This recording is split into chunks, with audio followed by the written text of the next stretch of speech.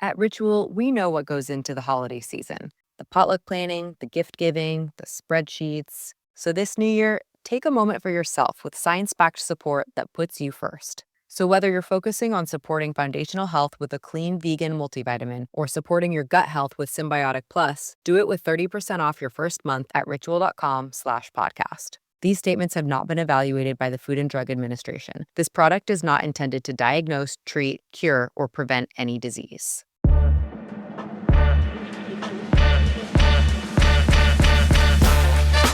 Welcome to the AEW Match Guide podcast, where we deep dive into the best matches in AEW history. Brought to you by the Social Suplex Podcast Network and your host, Sam Brown. Hello and welcome to the AEW Match Guide podcast. I'm your host, Sam Brown. Thank you for joining me for this special event, the celebration of the 50th review that I've done here on the AEW Match Guide podcast. This is a series that started back in 2021, which feels like quite a while ago now. The world was very different back then, and AEW was very different back then. But I've been plugging away at it, and a fortnight ago, I hit 50 matches reviewed. There's a bit more than 50 episodes, but 50 matches reviewed. And as a celebration of hitting that milestone number, I thought it would be a great idea to rank the top 50, the first 50 matches that I've done here, put them in order, rank them for you guys, and touch a little bit on all of the episodes that I've done here today. And to join me, here's a raconteur, here's a podcaster, here's a writer, he's my partner in crime. It's Imp. Welcome back to the show, mate. It's great to have you here. Oh, you remembered the intro, or you copied and pasted the intro. Either or, it's sufficient.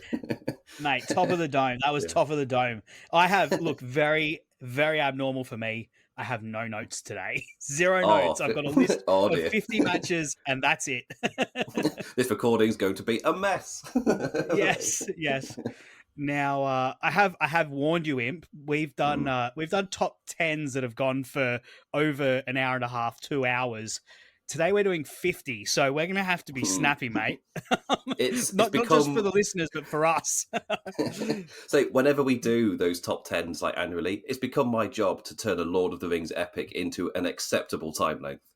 So it's it's going to be a task this year. It's time to see how we can do this top 50. Indeed. It's look, I'm looking forward to it. I had a lot of fun putting together my list, thinking about the different matches I've covered on here. How do I rank them? What criteria do I use? Because like when we get into it, we've got some very different matches on this show. We've got that I've covered on this show. We've got all sorts of things from all sorts of locations. We've got Daly's Place. We've got, we've got original Dynamites. We've got, pre-pandemic, post-pandemic. We've got CM Punk. We've got the Young Bucks. We've got Peter Avalon. We've got Emi Sakura. We've got like all these different random things that have gone into this show. I've really enjoyed ranking them, and I'm glad to have you here for this journey, Imp. And I also don't know what order Sam's done this in, so this will be my real-time reactions to what his top 50 are. Yep. And it's also a test of our friendship, of how do I know Sam? What he's going to give. Yeah, look, we've nearly known each other online for like nearly 10 years at this point. So I hope you do pretty well here. That's not right. Before we do get into the nitty-gritty, I should note a few things. We are, of course, part of the Social Suplex Podcast Network, where we have a number of different podcasts that we all get around as a community. We've got One Nation Radio, Keeping It Strong Style, All Things Elite, Tunnel Talk, the Trish and Sarah Wrestling Podcast, Wrestle Art with Chris Things, and of course, Imp's WWE Adventure, where Imp weekly gives a bit of a dip into the world of WWE. Imp, we're heading into WrestleMania season. I don't want you, like a super long thing, but how is WWE going? Triple H if you ever watched old Black and Gold NXT, you'd kind of know that it's the same rhythm put on the TV, where the weekly shows can give or take. Like, they're not really that great. But the pay-per-views normally deliver, aside from, between every single match, there's 10, 15 minutes of adverts, and Rich will be in the messenger chat timing it. So I know how long each gap is. But yeah, there's so much fluff in between every single match. But the actual matches themselves are normally they're relatively fun, they'll deliver. But the weekly shows, it's why it's such a smart idea for this road to WrestleMania where they've gone to Europe. So they've got all these white-hot crowds at the moment, until Europeans get pissed off too much at American companies. But they're white-hot at the moment. And every single show behind at the moment, it's like a new thing WWE have done to push right a little bit more.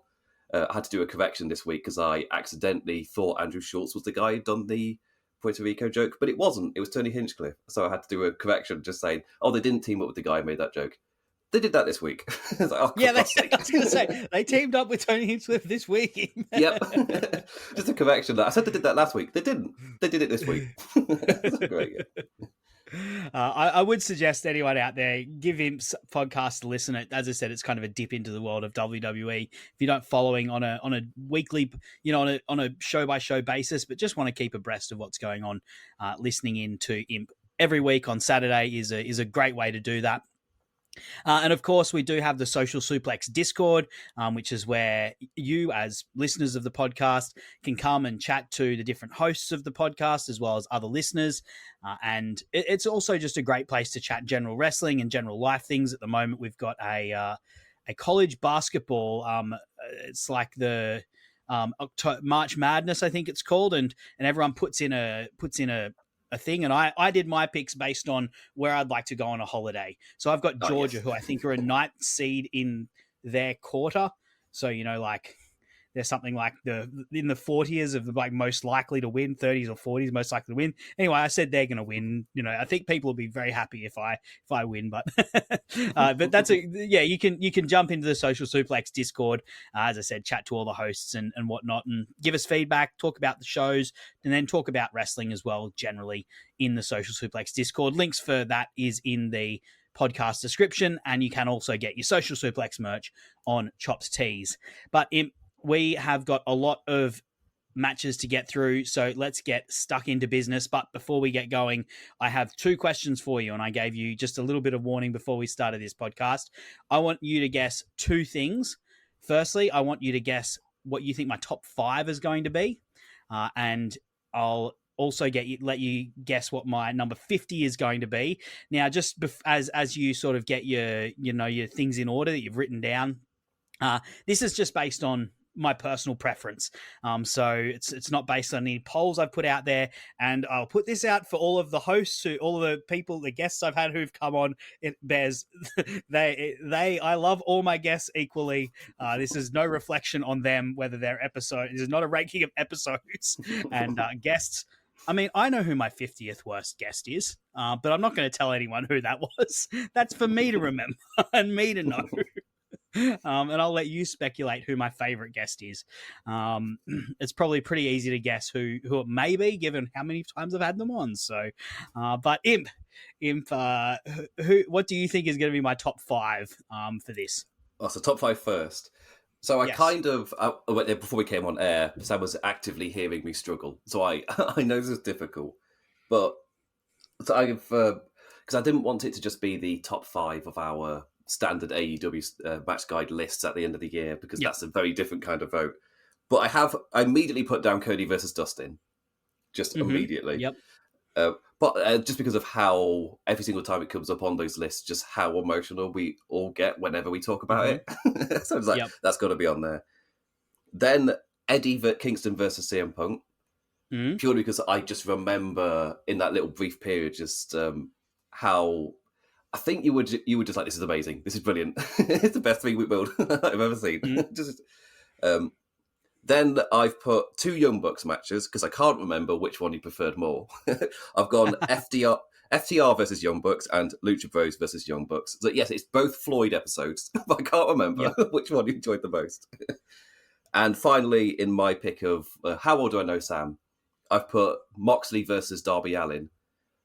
And because I remember when there's the spot at the end where just the coffin drop and it's into the chokehold, into the bully choke, I I do have a memory of seeing your tweets.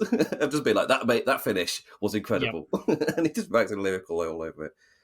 I have so there's my definitely 5. waxed lyrics about that match a lot.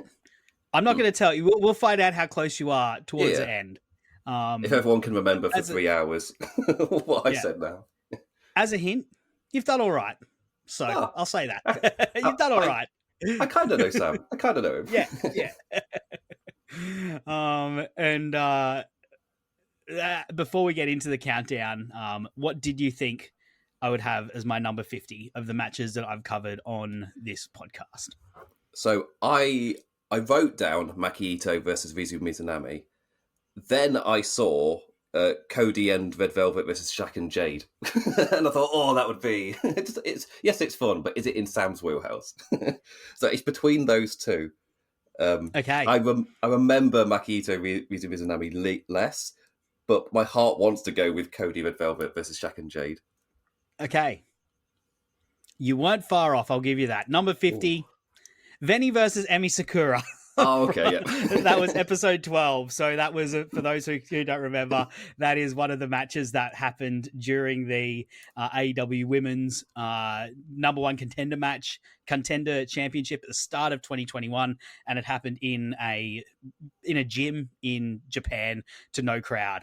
So yeah, it was a very fun match. It was, pretty hard hitting, but it was, just pretty plain, honestly. Like it's we're talking about like really good matches from the bottom. Like there's no misses here. So like this being ranked number 50 is not a slight or anything. It's a really fun match. It's well worth the like 12 minutes that it is. But that's my 50th match just because it's great. It's really good. Both performers do very well for what they are. They hit each other pretty hard, but it just didn't have anything particularly memorable about it. So that's what I've ranked as my number 50. Despite it being, I really like that. I've got great memories of that championship little tournament that they did.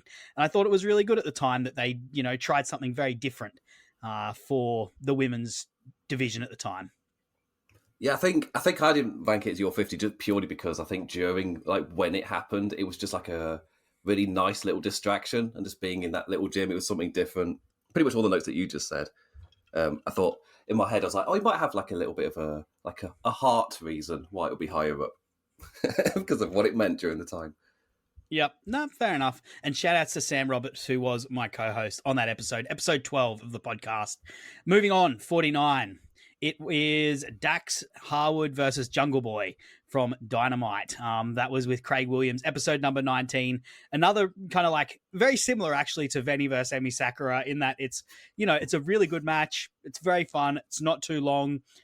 Very hard hitting, particularly Dax. He really lays into it. I think Craig and I made a lot of jokes about it's when Jungle Boy became Jungle Man. It was... And it was a match that I think overachieved and surprised people. But, on rewatch, there's been so many matches like this on Dynamite. So I don't think it stands out quite as much as it did at the time. Oh, I think I totally agree with that. Especially in this current era where it's almost like every other week we just get something that would be technically above this level. Even though this is very good. What I remember it from. Yeah, it's the kind of thing like if you're watching... So high. Yeah, if you're watching, Raw and SmackDown in 2008 and this match happened, you'd be talking about it all year. It'd be like a match of the year contender. But, now it's number 49 on my list. So. Number 48, this is actually what you thought one of the ones you thought might have been number 50. Maki Ito versus Ryu Mizunami with Sergi. The reason I ranked this a little bit higher than Veni versus Emi Sakura is, look, these two are probably not as good at wrestlers. If they were to do, like a 20-minute match, I would trust Veni and Emi Sakura a lot more. But this was such a characterful match. They did like so many fun little character things in this, like Maki Ito crying, and then Ryu Mizunami trying to headbutt Maki Ito, who has an iron head, and coming up second best in that instance. So this was another one from that tournament. And this was a lot more of a comedy match and probably a little bit shorter, but I kind of just really enjoyed how fun it was and playful it was with the characters.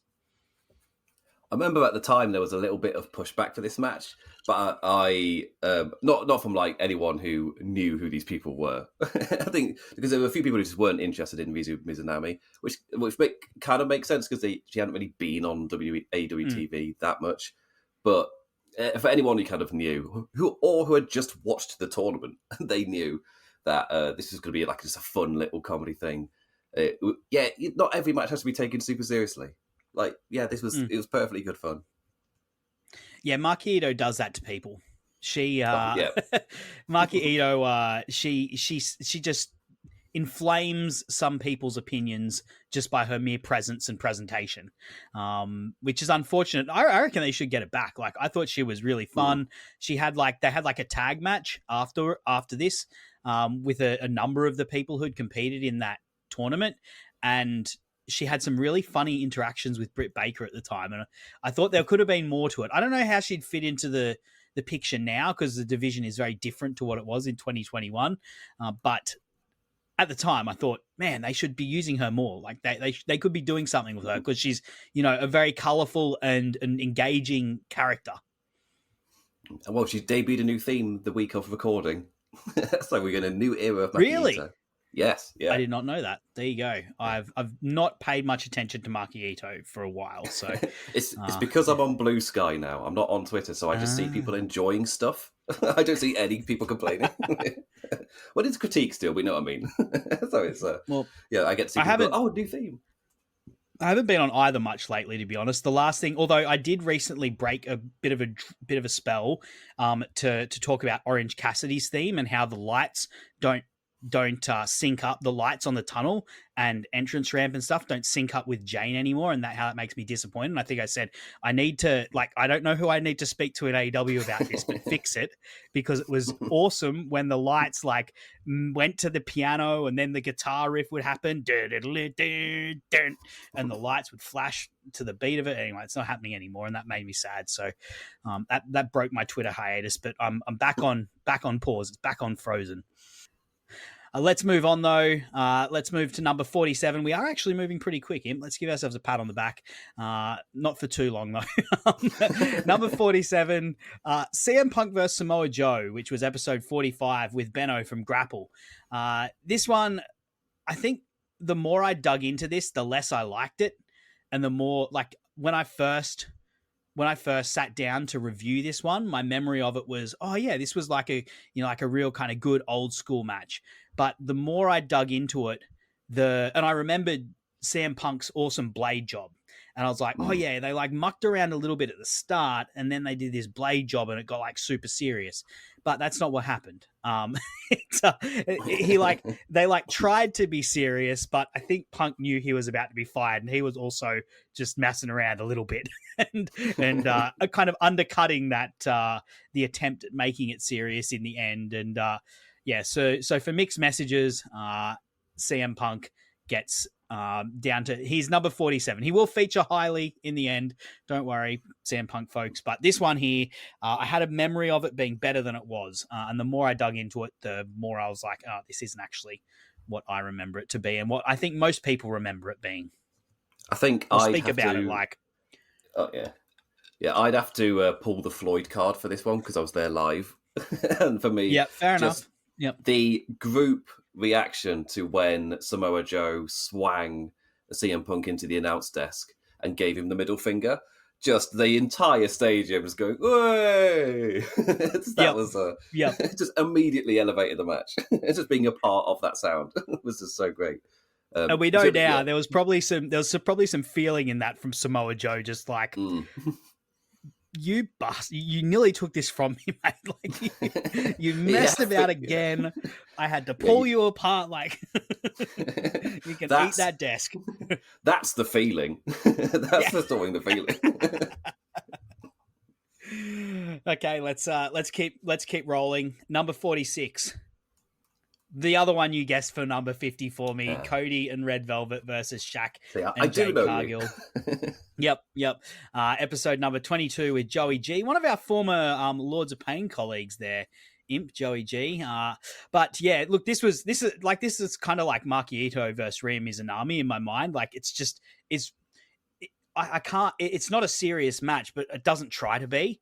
Cody and Shaq is just about Shaq being huge and Cody guiding him through like an absolute pro through some moves, getting getting a slap to his chest that, like probably reverberates in his ears to this day, and then putting himself through a table with Shaq and somehow convincing Shaq to go along with him in this venture. And then in the meantime, Jade Cargill showing up and, this being the perfect introduction for her in the promotion of AEW and in the world of wrestling, really. Yeah, it's crazy how natural an introduction it was. It just fits so much. And she felt like a star who could stay as well. But yeah, I think this ranking of this match depends on how big of a pop you get from seeing Shaq go through a table. And that's it. Yep. That's it, basically. There's not really anything else to it. You get the Jade showcase for the first time, but really it's about, but Shaq went through a table. What does that mean to you? Yep. I do have one question, though, Im. What happened to Shaq in the ambulance? Like, he disappeared. Disappeared. He's never been seen again. He's never been on Sports Center since. He's gone. He's still gone to this day. Okay. Let's keep moving on. This is one that I think some people will potentially find controversial. Number 45, Bryan Danielson versus Chris Jericho from All Out. This was episode 46 with Andy from the Group Chat Wrestling podcast. There's nothing like wrong with this. No, it wasn't from All Out. Sorry, this is from Grand Slam. And there's nothing like super wrong with this match. It's just when I compare it to all of the other matches I've got, there's just so much more character and flair in those matches. And this one, to me, when I went back and went through it, there's a lot. There is a fair bit going on in it, but it really comes down to how much weight, like the main spot that people remember, and it comes down to how much weight you put on that spot of Danielson powering up through looking at the AEW championship while Jericho's elbowing him in the face. But yeah, look, I struggled to where to place this one. It could have been a lot higher because, of course, it's Chris Jericho in 2022 when he was still like operating at a very high level, and Bryan Danielson.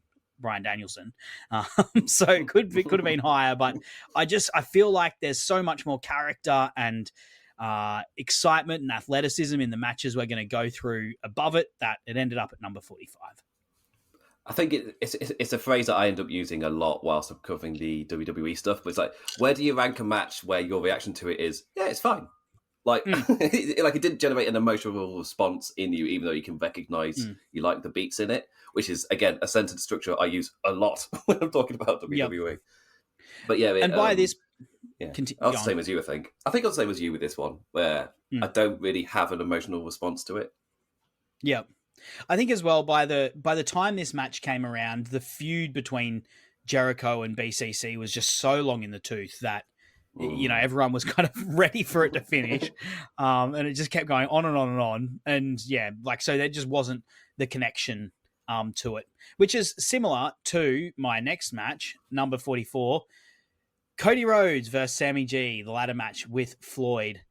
So Cody Rhodes' last match in AEW, he cuts the feud between them is a mess, partially because one of them got COVID and then they decided to have an interim championship, but it ended up being a ladder match. And Cody cut a very, very interesting promo that people still play to this day and go, man, this was a man who was, he was trying to send a message to someone out there in the ring, and then has, a very good match with Sammy G, a ladder match. It's kind of structured very well in terms of the escalation and in terms of how they... One thing I will say about AEW ladder matches is they do the progression of people climbing the ladder really well. There's very rarely a time in AEW ladder matches where you'll see someone standing at the top of the ladder looking like an idiot. They generally get their timing of people ascending the ladder very well. You generally don't get someone standing up there waiting for the next move to happen. And that's the case in this one. And of course, a lot of the big memory of this is the huge cutter that Sammy G does off one ladder, pulling Cody off the top of his. And there's also another big spot where Sammy does I think it's a senton off the top of a ladder to a table on the outside. So Sammy G taking huge bumps in this match. But yeah, like once again, not really Sammy G, I didn't really connect. I've never really connected with as a performer. Cody Rhodes, at that point, I was not connecting with him as a performer. And you know, it's a perfectly good ladder match with some big highlights, but comparing it to the rest of the matches we're going to start to dig into, it just doesn't click as much as the others. Well, I know this Sorry, one. I know for this one, I put it in a top 10 one year for the match lists. So I know I definitely clicked with it. But also, I don't know where it would rank now, because I'm pretty certain I had it at like 10th on a list.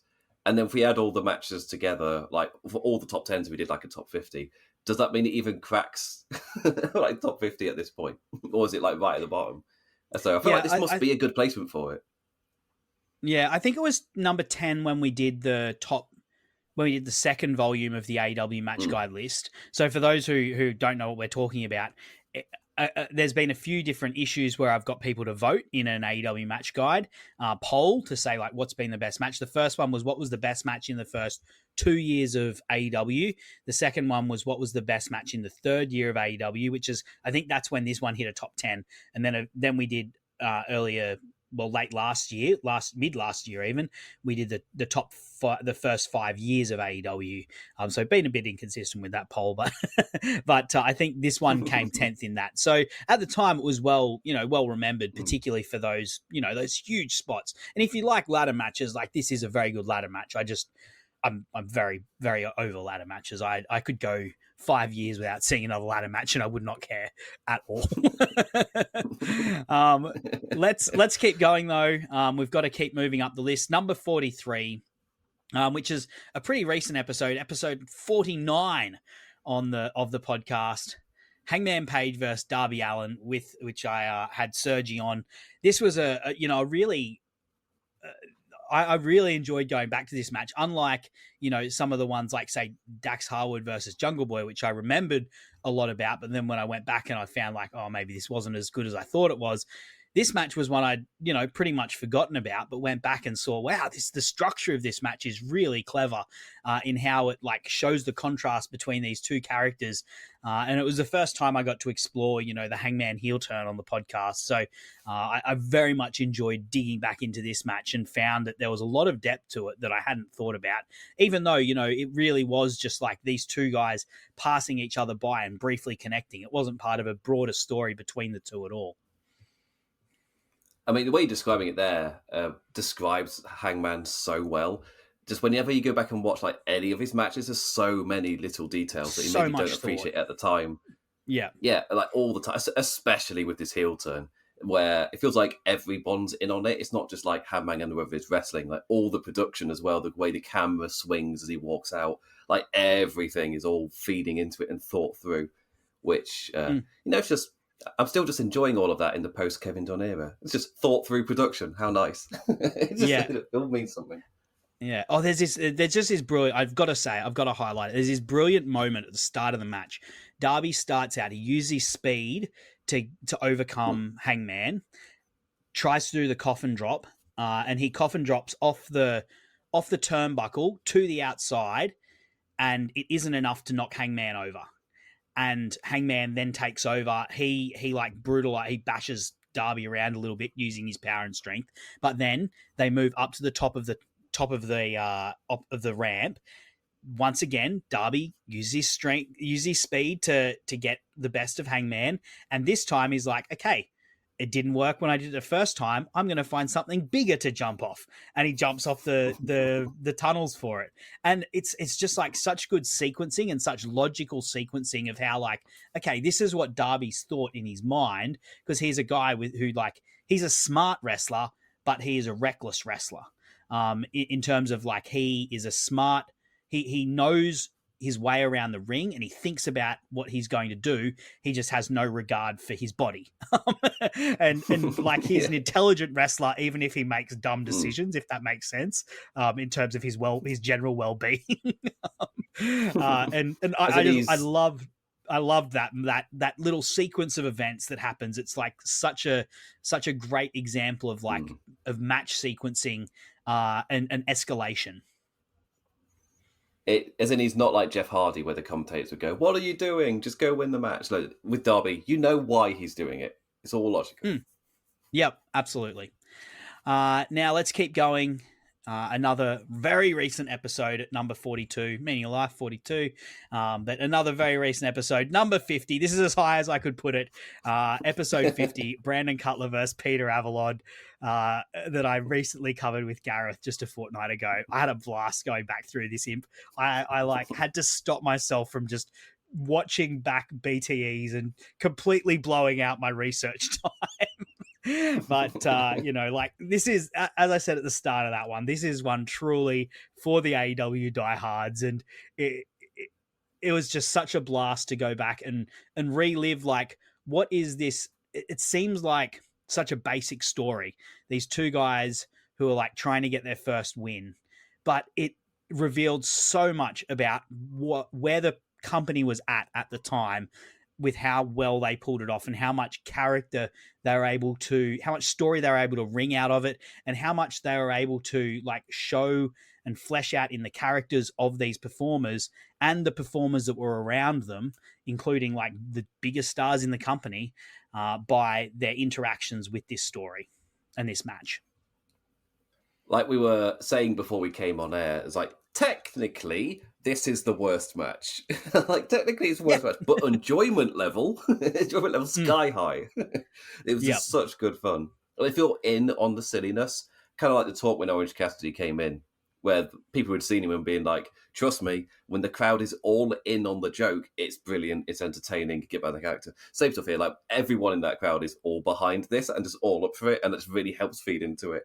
It's like, yeah, it's silly nonsense, but when everyone's in on it having a good time, like, it's just so enjoyable.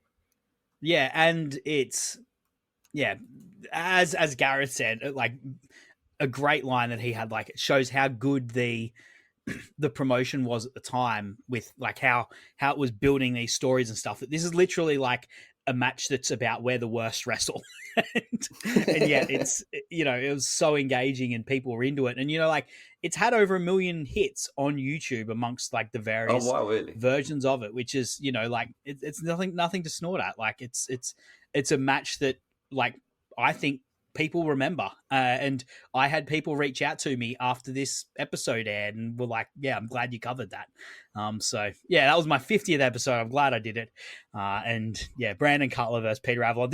That was as high as I could rank it. Cause like Cutler and Avalon, like, they're good wrestlers, but you compare them to the rest of the people who feature heavily in this match, and it's this list. Sorry, these matches. And yeah, they don't exactly come up to the same level, but I could justify getting it as high as 42nd in this.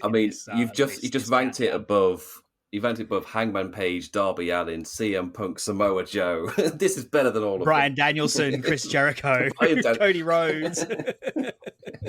Okay, let's move on. We can't dwell. As I said to you at the start, if we go more than 3 minutes on every single one of these, we'll be very quickly hitting 3 hours. So we've got to keep moving. Number 41 in this list, Hikaru Shida versus Nyla Rose, no DQ from Double or Nothing 2020 with Craig. I really loved this match at the time that it happened. And at the time it happened, I actually thought it was probably the best best women's match that AEW had, and was probably continued to be the best women's match that AEW had up until the Thunder Rosa versus Britt Baker lights out match. Like, ton of fun, and ultimately culminated in the crowning of Shida as the women's champion, which was I felt like was a feel-good moment at Double or Nothing 2020, which was a pay-per-view that needed many feel-good moments because the world was in absolute chaos at the time. And, it was a fun match in terms of the way that, like, Shida was chopping down Nyla Rose, and great performances from both women, lots of fire, and they really did lay into each other, particularly Shida with the kendo stick into Rose at the end of this match. So yeah, that's my number 41. Yeah, I pretty much have the exact same thoughts as you. because AEW was a baby at that point, and to say that they were having to COVID produce while still being that baby promotion, only like half a year old. We're at that point where we're still establishing what things are. And when this match came about, it felt like, you are two like mainstays, 100%. And it's great to see that they're still here like 5 years later. God, it's been 5 years, Sam. 5 years since this match.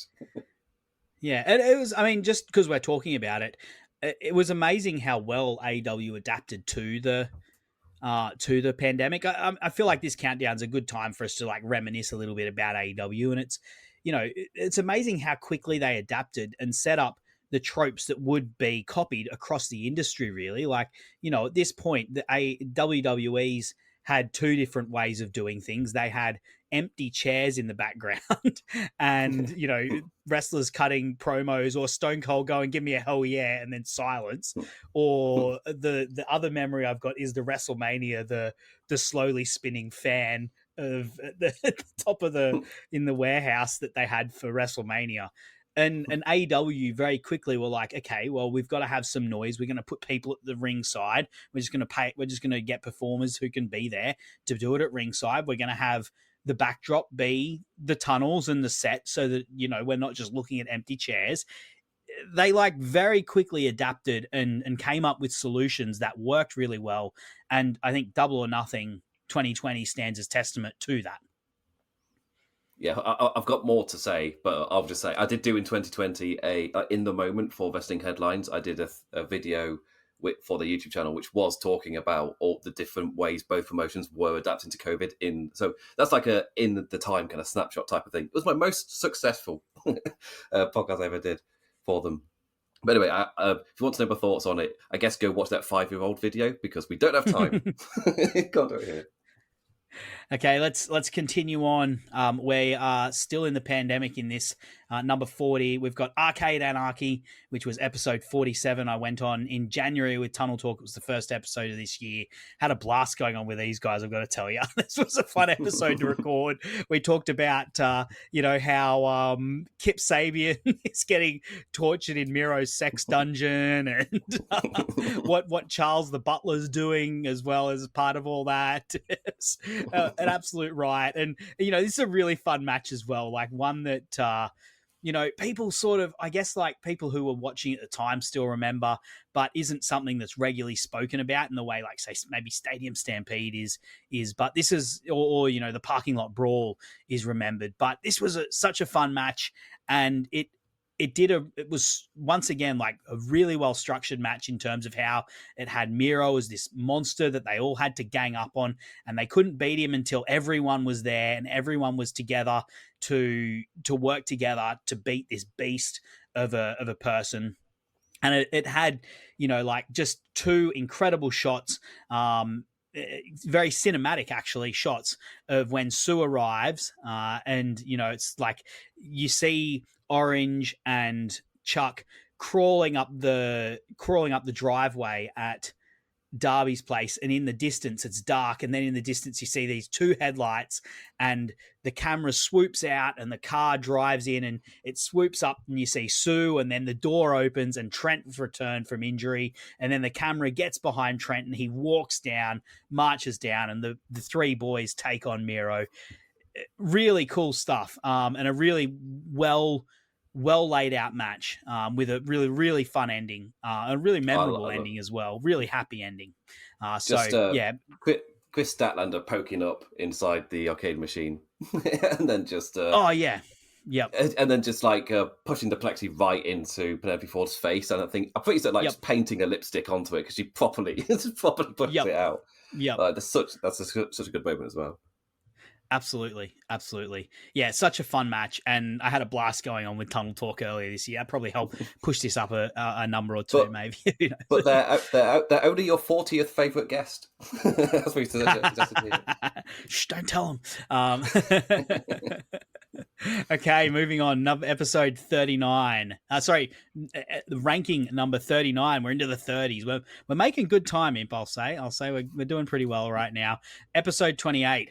Oh, this was an interesting episode, Imp. CM Punk versus Darby Allin with my special guest Ibu from Wrestle Purist, recorded the week after All Out 2022. Oh, really? Wow.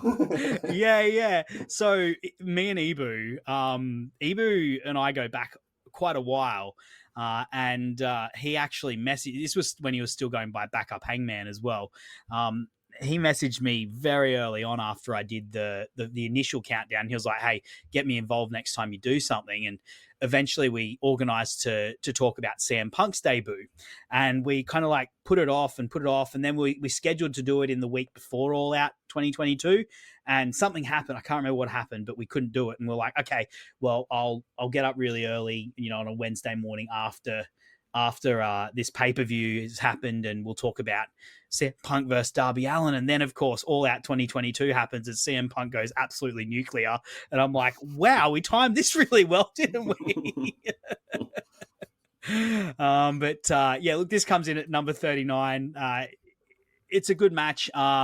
Unlike the other CM Punk match that I ranked number 47, this was one that had more depth than I gave it credit for initially. And of course, it's helped by one of the all-time great crowds in the All Out 2021 crowd, which was just molten hot for AEW. One of the high water marks for the promotion is that pay-per-view. Some people say it's the best pay-per-view there ever. I don't rank it that highly, but it's certainly one of the helped along by one of the best crowds that the AEW's ever had. What are your thoughts on Punk versus Darby Allin? It's one where CM Punk's kind of just reminding us why we liked him like we did. Like, he could have very easily just come back, hit all the big notes, and gotten just as big as a reaction. Like, it almost didn't matter, but that's not what he did. Like, he went out there and actually did elevate Darby Allin, and actually did have that competitive match and show us, like, no, he's here to actually play. He's not just here for the paycheck. He is actually going to perform, and it almost felt like a promise was being made that night. Like, this run is going to be of quality. And it was, until a point. It was quality, like incredible quality. But yeah, I think this match in my head, I remember it not being as good as it probably is, just because of how, in my head, it's the crowd rather than the match. But I must be wrong. Yeah, one of the things I like about this match is kind of how it flagged that CM Punk was coming in thinking, making a statement almost of like, I'm going to do things differently to what you're used to, and what the house style is. And of course they do, a lot of tributes to Bret Hart versus 1-2-3 Kid. But it's a much more like slower pace match than like, the two or a number of the matches that are on this, like this card. This card had Miro versus Eddie Kingston, Moxley versus Satoshi Kojima to start it off.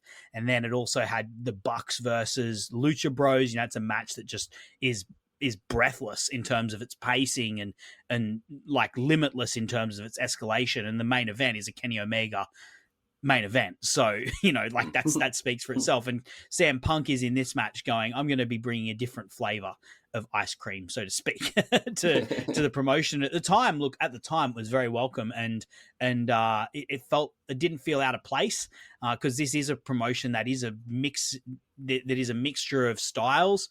Later on in the run, that sort of, I guess, like, it became a little more, Sam Punk possibly became a little more stubborn for various reasons in his not wanting to match the house style, and a little bit more aggressively antagonistic towards the house style. Whereas at this point, it felt like he was just saying, like, I'm going to be putting my own spin on this. It's not that I'm going to be, operating in opposition to the house style of AEW. Come on, Imp, dive into the controversy with me, brother. Part of it was like, do I have time? I'm giving you permission. But yeah, because I remember his run very fondly up until Hangman, especially with the MJF feud, which I think is an absolute all-timer. For me, it's a really, really strong run. Then the Hangman stuff happens, and I didn't really enjoy it from that point onwards. Especially as I've never been a fan of AEW with their interim stuff. Like, every title scene they've done it with just become a bit of a jumbled mess. It works in like actual competitive sports, but in wrestling it just becomes a bit too muddled. just because like you got to carry those storylines as well, and having interim champions just doesn't quite gel with the way that you book wrestling. But yeah, Yep. I really rated his run for about come on, Matt, do the maths. 8 months, I want to say. I really, really enjoyed his run. So I still fondly remember that, even if he doesn't want to himself. I will fondly remember those 8 months. Yeah, I've got to say, I do too. Like, love. I mean, you picked Eddie Kingston versus CM Punk to be in my top 5. And I have spoken very highly in the past of that, so I'll leave that for later in the show to talk about. Obviously, I'm going to rank it at some point in this episode, and you know that MJF CM Punk is still one of my favorite feuds that AEW's ever done. At one point, it was going to be my 50th episode. Hasn't happened. I still want to cover it though, and look, I will always stick up for. I love the interim stuff the first time. Like, it got a bit silly with the women's stuff, but I love the way that the John Moxley character interacted with the interim stuff, and I love the way that the CM Punk Moxley feud happened. We're not going to talk about it here. We do need to move on, but I felt it was worth talking about when we bring up this CM Punk one, because this is this was his entrance into the promotion, and he's certainly an important figure in the history of AEW, for better and for worse, in many ways. So yeah, let's move on though. We do need to keep going. Ranking number 38 came from episode 32. Darby Allin and Sting versus Brian Cage and Ricky Starks, which was an episode I did with my boy Howard Schilling. Shout outs, Howard, if you're listening. I hope you're doing well, brother. But this one was a very fun one. Of course, Sting's first match in the promotion. It was a cinematic match, when they weren't quite sure how well Sting was going to do, and it was an absolute triumph and sort of set the scene for what would become, an absolutely fantastic run for Sting in the promotion. Yeah, so at that time is where they're obviously experimenting with different ways to do stuff, and this match just immediately felt like a little highlight in that period as well. And just, I guess it's where the Darby Allin, I feel like here's where he started to kind of hone being that really fun match on a pay-per-view. Just especially in like a tag scene or whatever. Like, you knew you would get a Darby Allin kind of like brain reset, I'll call it, on like a pay-per-view card, where they just come out and have a bit of chaotic fun. Sting will jump off something, something like that. Yep. But it's kind of almost like this is kind of where that's being forged in a way, in the unique environment it took place in. Yeah, really cool setting for this as well. Of course, like, they brawl through a warehouse. All of Team Taz get around it. So you've got Hobbs showing up, you got Hook showing up, and gradually Sting and Darby deal with it. Darby ends up taking out Brian Cage by jumping from the second story into. Actually, I think it's jumping from the third story onto a plank of wood that Cage is on, which is on the second story, like on a thing that's on the second story suspended above the first. And those two just go, and you don't see them again, but it leaves like they must go somewhere down to the first story of the warehouse. And then I hope this makes sense to anyone listening. And then it ends with Ricky Starks and Sting in the ring, and Sting, of course, getting the win. Yeah. A real triumph, a real high point, a real highlight of Revolution that year, Revolution 2021, and it set the scene for what would become a surprising. No one expected, because they put him in this kind of match because they were like, oh, it's Sting, like, he's pretty old, we're not sure how he's going to go, and of course he caught the bug with this, and he he kept going for like 3 solid years of great party matches during pay-per-views, and being a real support for Darby Allin as well, and really helping Darby Allin become a prominent figure in AEW as well, and assert himself in AEW as a future person. I think like Darby Allin is a really strong character individually, but I think you look at those four pillars. I never liked the idea of the four pillars, but yeah, we have to acknowledge that was a thing that fans really got into in early on.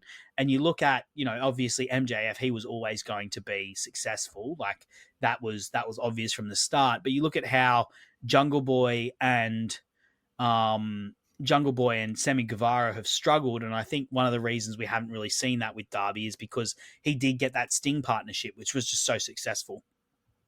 Yes, for me, it's never a good idea to like the Four Pillars thing, or with New Japan for this generation, where they named the Three Musketeers whilst they were still just breaking through after just being young lions. Yeah, it very rarely works out.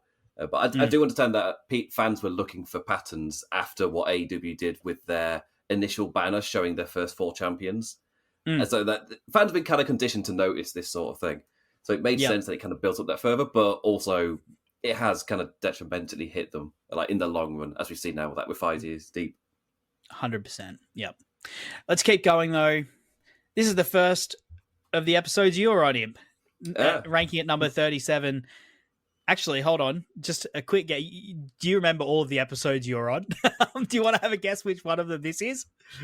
Well, you said episode 37, and I've got the list in front of me, so I know which one it is. No, sorry, ranking 37. Ranking 37. Yeah. I happened to be on episode 37 as well. So it works out really well.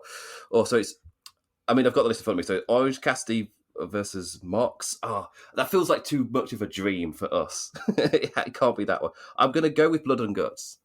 No. Hangman and the Dark Order versus the Super Elite. The other fun team match. Yeah. A really fun team match, of course. Like, probably some of, like, in terms of peak emotional investment in AEW, like, this is kind of close. This is pretty close to being it. Like, I just remember being so excited for this match. So excited for this match. Like, run home sort of stuff. Like, this was childlike enthusiasm for AEW, and helped along by like two of the greatest team entrances you will ever see in wrestling. The way that they had Hangman come out with the like what it means to be a cowboy, little video package, and yeah. And I, when we could record this episode, I wanted to do the Super Elite, and like ultimately the match wasn't as good as we thought it. Like I thought it could be. I was like thinking like this is going to be the best. Because I love the 5v5 elimination tag matches. I really enjoy that as a match genre. That's Survivor Series, and I was like, this is going to be the best one that I've ever seen. And it wasn't, but it was still very good, and it did a great job kind of putting over Hangman, and ultimately it did what it needed to do in that, like, it delayed that Hangman getting to the peak, and justified it in a way, but it was still like emotionally, like my heart was so full watching this match. I feel like it should be no surprise really that I really clicked with a match where it balanced that line of super serious and also super silly. So it swung back and forth. A match that was able to balance that. It's just like right up my wheelhouse. And I had such fun with this one. It's one that I need to go back and watch again. It's just so fun. 100%. And talk about like a white hot crowd. My God. Like, crowd was wild in this match. But let's keep going. Stop talking. No, continue. Stop talking. We did already record a podcast on this episode, on this show. So like, that's what I was thinking. Just plug that. Just plug that. Yeah. We talk about episode this like 2 34. Hours. Look, if any of these you want to dip in, there's a whole like 50 episodes you could re-listen to if you want to at some point. But let's continue on. Just a big self-promotion. Like, look how great my show is. This is just me, just the whole time, just sitting back, jerking myself off. This is the whole thing. It is. Ranking number 36, episode 18, the Darby Allin versus Cody Rhodes series. I found it was hard to do this because we technically talked about all four matches that these guys had, but I kind of went with their first match, which was the draw, which was my favorite of their matches. They had four really, really great matches that kind of like very much showed a really good progression of Darby Allin slowly catching up to Cody Rhodes and eventually beating him. and the way they sort of structured spots across and different moves across the series of the 4 matches they had was really well done, and certainly showed very early on why Darby Allin was like a force to be reckoned with in this company, and was a great vehicle for Cody Rhodes to show how he could get someone over as well. And it's in that period where it's like mission statements of what AEW is going to be. And at the time, Young Bucks were just saying, well, this is how kind of wrestling is in North America on TV. And we're just asking that question of, well, why can't it be different? And this was like one of those things of just seeing a top star like Cody have a match like this against somebody completely new. Because I'm pretty certain the reaction at that time was just like, why would Cody like put over this guy when we don't know who he is? Surely this should be a showcase for Cody as one of your top stars. Like, well, that's not the promotion AEW is going to be. We're not just going to be superstar highlighters. Like, we're going to be like the competition is first, and this was a great example just to get that out there and have a draw as well on one of their first shows, just to really establish. I don't know, the competition in the ring is the most. That's where all the stories then will evolve out of. And establish the fact that, hey, we're going to do draws in this match and in these matches. And like, I'd love it if they continued to count the way they counted in the first match in terms of giving the 5-minute calls, because I feel like they only ever do it when they're going to a draw or very close to a draw. Yeah. That's the only time they do the time calls, and it flags it. So just do it. Justin Roberts, like, you're getting paid good money. Count, sit there with a stopwatch and just do the calls, mate. I don't actually know. There must be a reason why they stopped doing it, but for New Japan as well, it really works. Just because you just get used to it existing there, and therefore it doesn't feel weird when you get to a time limit draw. And for some reason, you're now telling me what the time is, where previously you don't care. It's like, it makes sense just to just do it normally and regularly, so that you can use it like this at any point. Yeah, and it really, like, I mean, let's not to like beat a dead horse at this point, but because it's not going to happen. Obviously, it's not going to happen, but like it does. Like, you get used to it. The first time you watch a New Japan show, it does really stick out, but you get used to it so quickly. And then it because you get used to it, they go into the background, and then they just did the 25. Like, they just did this is a 20-minute match. They just did the 15 minutes, and it's been like a few minutes now. So, like it. Anyway, it adds to the drama, but not going to happen, unfortunately. But they should do it. So good point there, Im. Let's continue on our journey. Ranking number 35. Kenny Omega versus El Hijo del Vikingo, an episode I did with Rich Latta. This was RLPW personified. Like this match started with Vikingo launching himself over the ropes as Kenny Omega did his entrance, and interrupting it. And it was a really good, like, showcase of Omega being very giving to Vikingo, and Vikingo just getting to show who he is to everyone, and really putting himself as an equal to Kenny Omega in a lot of ways. Of course, Kenny Omega wins it, and wins it pretty decisively in the end, but certainly shows he is a force to be reckoned with, and shows that he has some advantages over Omega. Like, Omega can't match him in terms of speed and agility.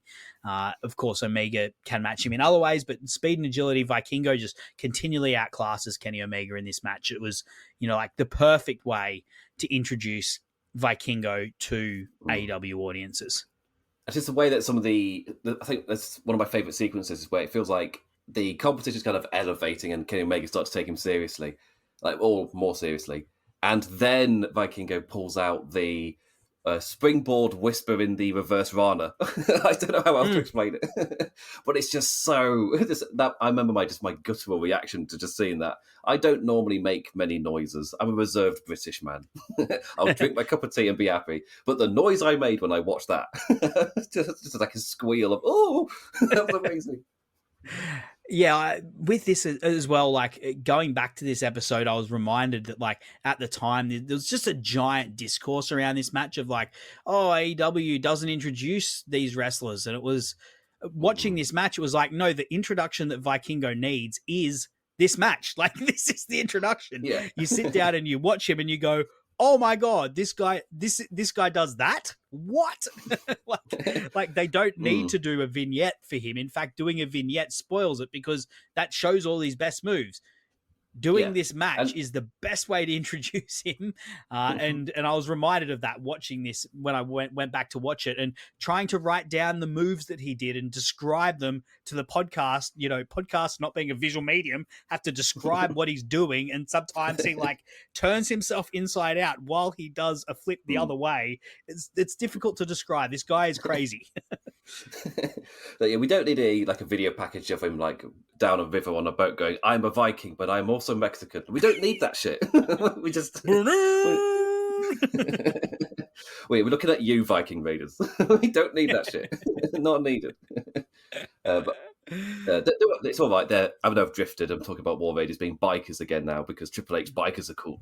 It's that thing, but still, but Viking doesn't need that shit. He just get him in the ring, and that is his introduction, like you said. See him do those crazy flips that we struggle to describe unless use of form of convoluted sentence of moves. It's difficult to pick. It is funny with Triple H though. Like, there's some wrestlers that you see, and you're like, it's just so obvious that Triple H sees himself in them. Like the War Raiders. The one that I always go to is Karrion Kross. Like Triple H sees Karrion Kross and he sees himself. Like, I don't know if you've seen any of the clips of Karrion Kross recently, but he's doing stuff with AJ Styles, and they both have like their straightened long brown hair. It's just so strange to see two people have such similar, almost like this is the match that should be for the shampoo commercial. This is the one. Actually, I think I saw something on a Facebook. This is getting well off the thing at the moment. I saw something on like a Facebook thing or something that was like, oh, did anyone notice how Karrion Kross's hair always mimics the people he goes up against? I don't know. I mean, anyway, I don't remember him going ginger for Sami Zayn. Gotta commit, Karrion. You gotta commit. Yeah. Come on. He's not taking it hard enough.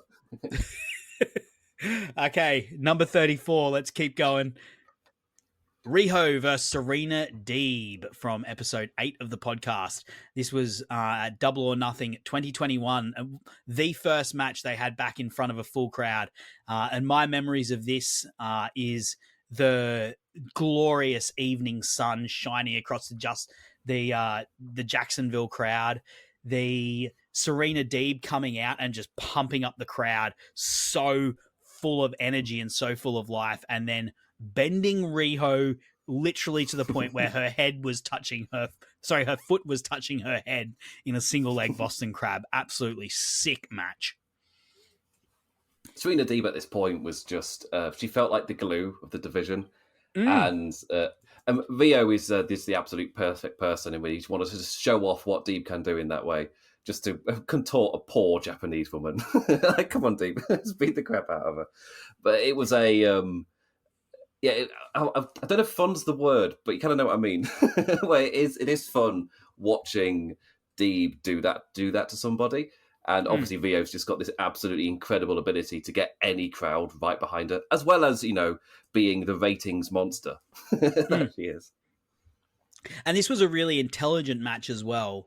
They wrestled, this was their second match actually, and they wrestled this very much as a sequel wrestling. There's a lot of like sequences where you could see like they were countering things that had happened to them in the previous match. So as well as being like just this burst of energy, because we hadn't seen a crowd of 1,000 people with AEW for for literally over a year at that point. It was a very smart and well structured match as well, this one. It's interesting, Serena Deeb and Riho, like, you see them wrestling this match and you're like, this could be like, these two could be linchpins in the division. But really, if you look at it, like, this is probably the high point for both of these guys in AEW. Like Deeb, actually, to be fair, Deeb has like a really good series with Hikaru Shida in 2022.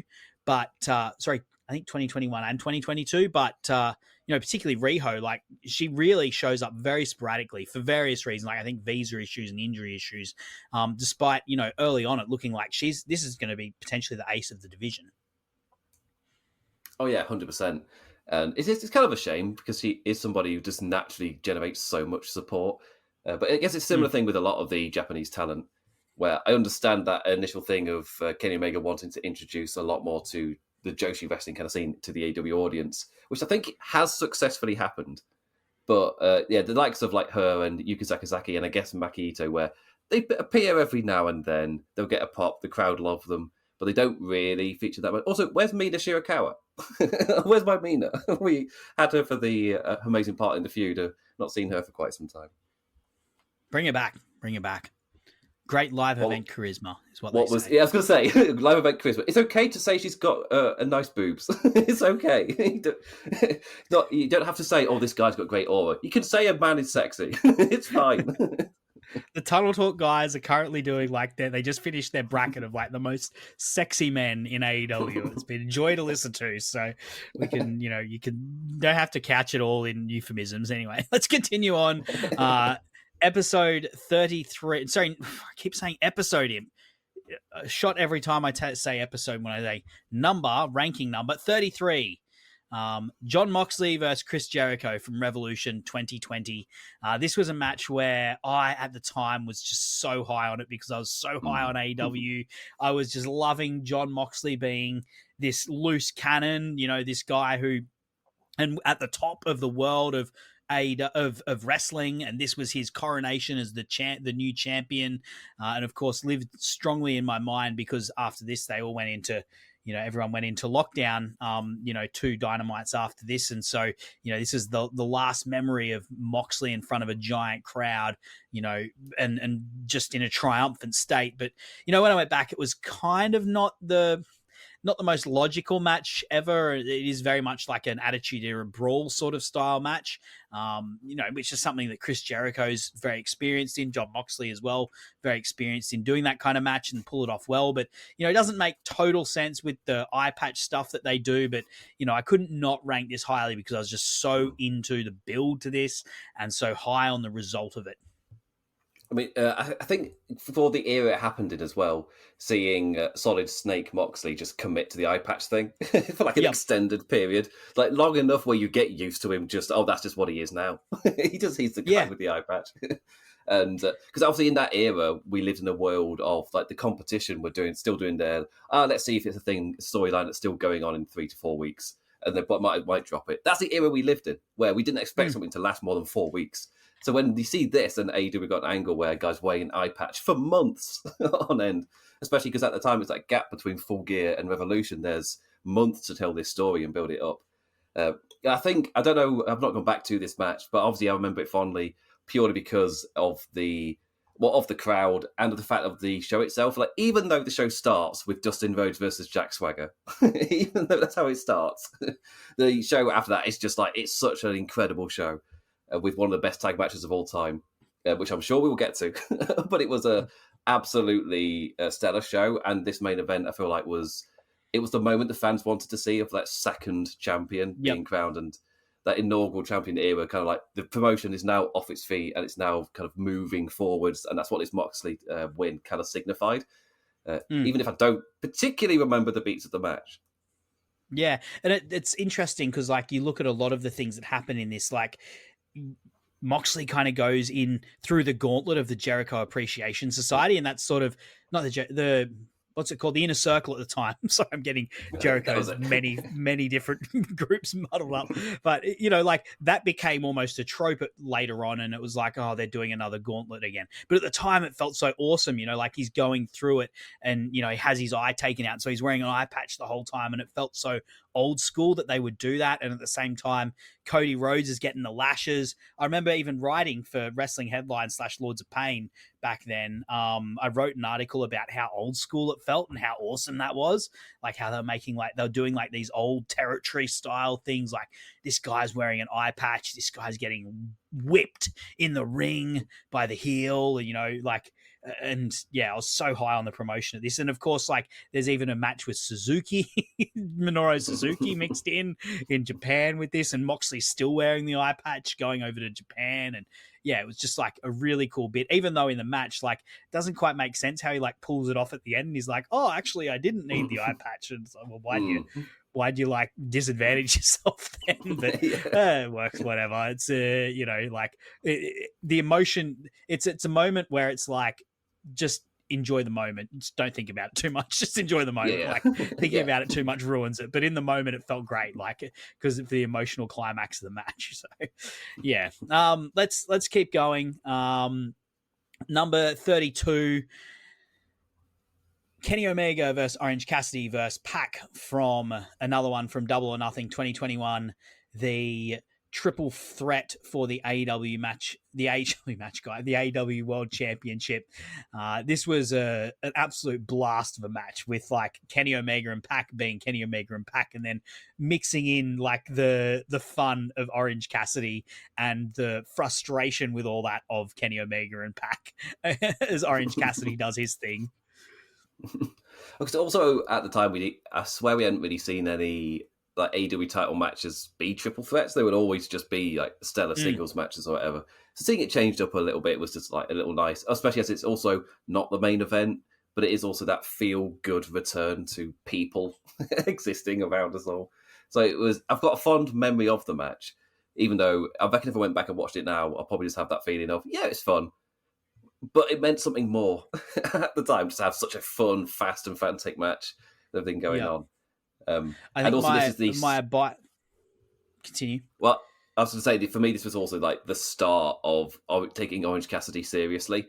Like, this is a really important match in properly sliding him away from whatever the orange juice thing was he did with Chris Jericho. It's taking him away from that and putting him into like a serious title run. Yep. My abiding memory of this, I think that's a good point about Orange Cassidy as well. If you're like looking at, his progression in the company towards, that amazing international championship run that he has. So yeah, good point, good call out there. But my memory of this match is the entrance from Kenny Omega as the belt collector, with like, he's got the Impact Championship around his chest, he's got one around his waist, and then he's holding the two other ones up above his head, like just decked out in gold. Incredible visual. So yeah, that's my memory of that match. And let's continue on from there. We're up to 31. We're making good time. I'm glad we're very disciplined here. Pat yourself on the back, mate. Have a drink and pat yourself on the back. We're about to get into the 20s soon. This is episode 42, The Acclaimed versus Swerve in Our Glory from All Out 2022. I did that with Sam Roberts. This is his favorite match ever. Sorry, Sam, I've rated it number 31. But it was a really, really good match to go back and watch. Like the way that Swerve and Keith Lee sort of picked up on how the crowd is going, and just, I imagine they already had in their mind that they were probably going to play heel a little bit, but the way they just were like, okay, we're doubling down. We're just going to do this, and we're going to be the most despicable men in this arena right now, and put over the Acclaim so well. Such a joy, such a blast of a match, and the crowd, of course, like red hot and so behind the Acclaim. Because I think going into the show, there weren't many that were calling this out to be like a big match or whatever. You see it quite often I guess the most recent AEW show as well, where we had the Outrunners versus Hurt Syndicate, where it's kind of just like a tag, but you're not like, it's not the attraction that you're looking at. But this match immediately coming out of the show, people like, it was either the match of the night or one of, and even match of the year stuff as well. Just a really, really, I want to say successful match too. Just because that mission statement of we're going to get the Acclaimed, like almost like all of the buzz the Acclaimed got, this is what really lit that fire and really got them over. It's such an incredible match, and it's the start of Tony being able to trust Swerve to like really deliver and elevate people. And Yeah, and you talked about Orange Cassidy in the last one being, that was like when you took him seriously. This was like when you took the Acclaim seriously. Like you knew they were over because they had that series against the Guns, and they were very over then. But this was when you took them seriously as a title threat. And it was, there was talk around this match, and we went into it in depth on the podcast. But like, should they have done an audible and just given them a thing? And it's like, no, you're missing the point. This was not them winning.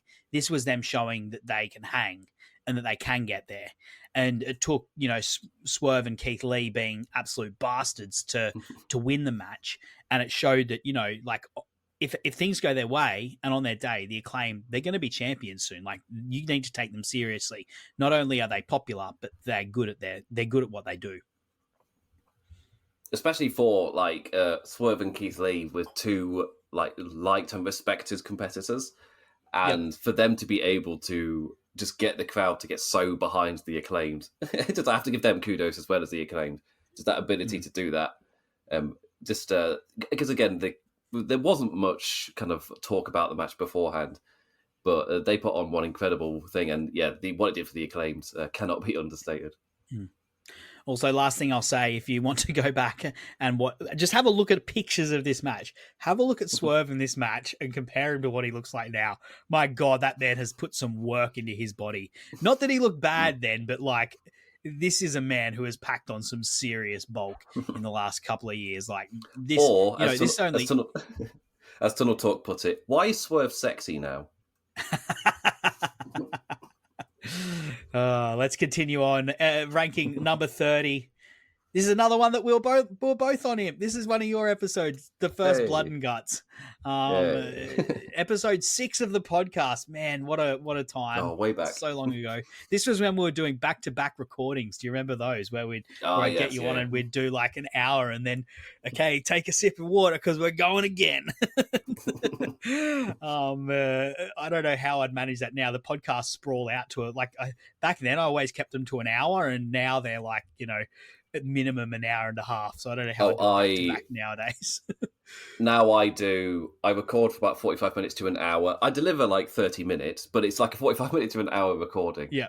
And for pay-per-view, it's normally 1 hour 15, 1 hour 30.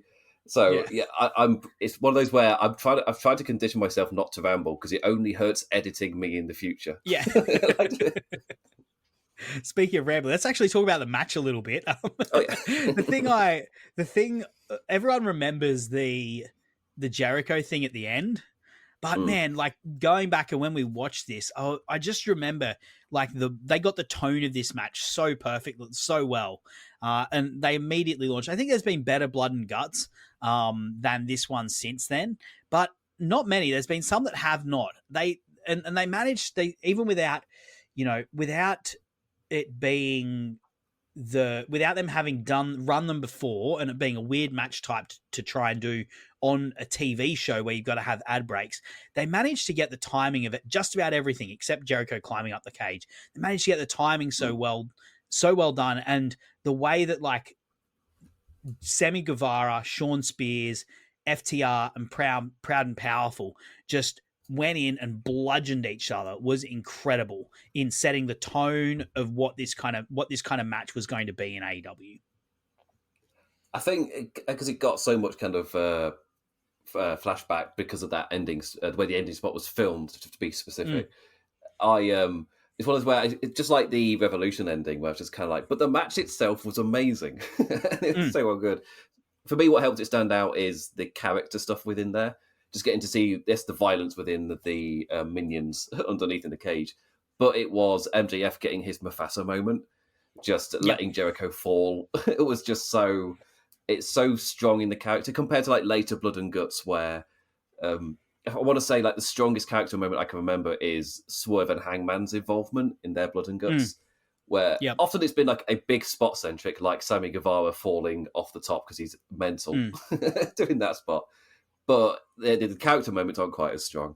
Whilst in this, the whole ending and the whole thing the match is building to is this huge character moment, not just this huge spot. And that's what really helps it be memorable for me.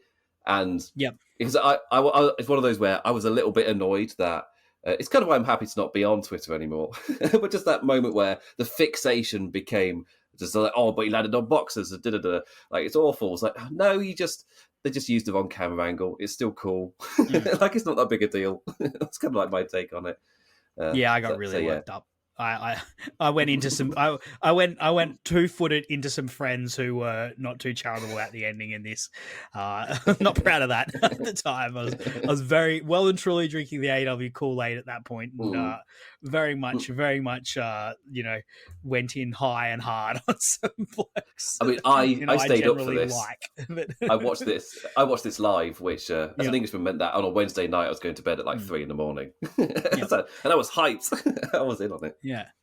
Last three, it's interesting. The last three talked about, taking Serve serious, taking OC seriously, taking the Acclaim seriously. This one is like, okay, you better take MJF seriously now. And I'm surprised they don't make more of like that shot of him at the end where he's got like, he's on top of the cage, he's got his arms out and he's got the blood dripping down his face. Maybe it's they don't tend to use the Darby's Place COVID stuff very often. Maybe they just don't like flashing back to that. They think people don't want to see it. But man, they should show that shot of MJF more, because that was his, as you said, his Mufasa moment. This was like the moment. I think actually in the very first trailer for this podcast, I had you saying a thing about how this was MJF becoming a supervillain. Like the very first trailer I made to promote this podcast was you saying that, and that's what this match did. And a fantastic vehicle for it. Oh, glad to know that I still remember it in pretty much the same way. Good. Let's move on. Let's keep going. Number 29. We're into the 20s. We're making decent time. Let's keep going. Keep pushing on.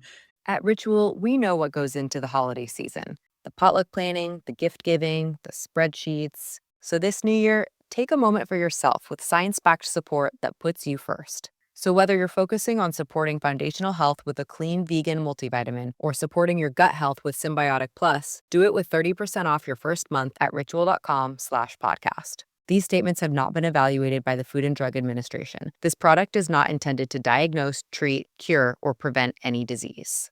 John Moxley versus Bryan Danielson with my mate Maverick. Shout outs, Mav. Good to have you out here. This was like just such a gritty, violent match that ends, of course, in the two of them. Just even though Mox wins, they just keep fighting because Danielson doesn't feel like he's beaten, and they're just so caught up in the moment. And William Regal comes out and slaps him in the face.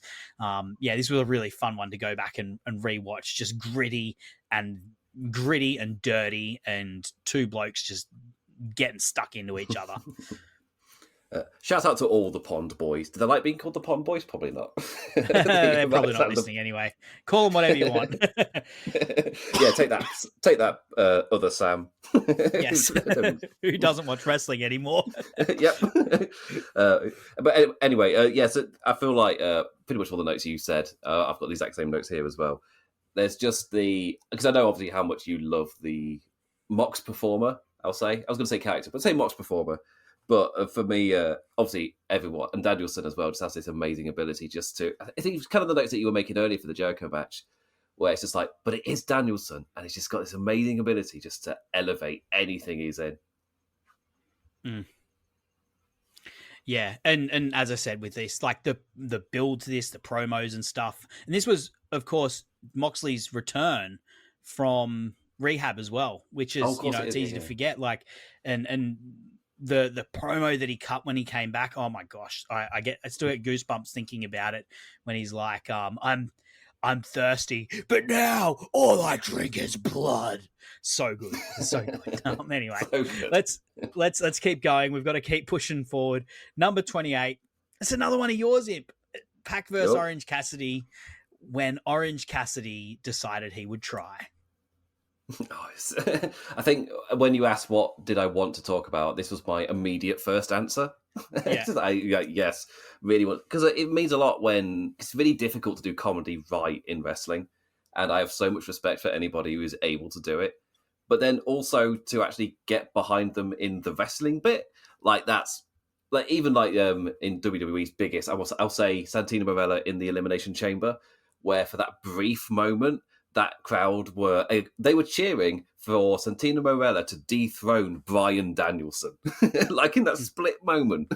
When I think back on it and just say that sentence out loud, like it's a very strange sentence. But that for me takes a really special performer to be able to actually get the crowd behind you in proper belief, because that's not something that Santino ever did. And Orange Cassidy's got that amazing, we saw it develop more and more over the course of time. But to see it here, where's that first instinct where he'd just been a full-on comedy character up until this point, and the whole he's going to actually try bit was just, it's still so memorable. Like half a decade later, Sam, it's a long time. On an already stellar Revolution pay-per-view, this was I loved this. For me, this is when I think of what would I show to a new fan, this match actually it still ranks really highly on one of the first things I'd show them, just to show how fun wrestling can be without doing like a car crash match or a Royal Rumble or something. Like for me, this just shows how fun wrestling can be, especially when everybody's just in on the joke. Yep. One of the things I love about this match, and something we brought up in the podcast a lot, was how it reveals Orange Cassidy's character, and how it shows like this guy, he's not like he's not stupid. He's actually really smart. He uses this stick that he's got to lure people into a trap. And then he springs it. He like looks lazy, but he's actually setting up a trap. And then if you fall for it, he springs a trap and uses that to get the better of you. Really smart, and just like perfect match for him. Obviously, he doesn't win, but that's perfect as well, because at the time, Pac was a very serious, was a very big deal in the company. But Orange Cassidy, just being able to get the better of him, it introduces what he can do, shows what he's going to be like as a serious wrestler in the company, and then opens up possibilities for what he's going to do next, which he would, go on in the promotion to become one of the best TV wrestlers that they've got in. I think probably if you were to say who's the best TV wrestler in AEW history, it's probably just between him and Darby Allin, really, like if I'm thinking about it. Well, 'cause I think I said to you when we did spoilers, this is not the last Orange Cassidy match that we're talking about. When I guess I'm talking about a different Cassidy match. I think I made the point that there was a period of time where I would double check if I was playing the correct episode of Dynamite, because Orange Cassidy's music would hit, and I'd go, I swear that was last week's episode. And then I'd check and go, oh no, it's just opening all of them. Let's continue on. Ranking number 27. Episode 13 of the podcast, Kenny Omega versus Rey Fenix. Another Rich Ladder Pro Wrestling special. Yep. One of my abiding memories of this one, though, is how it set the tone for the year. Like, this is Kenny Omega coming out.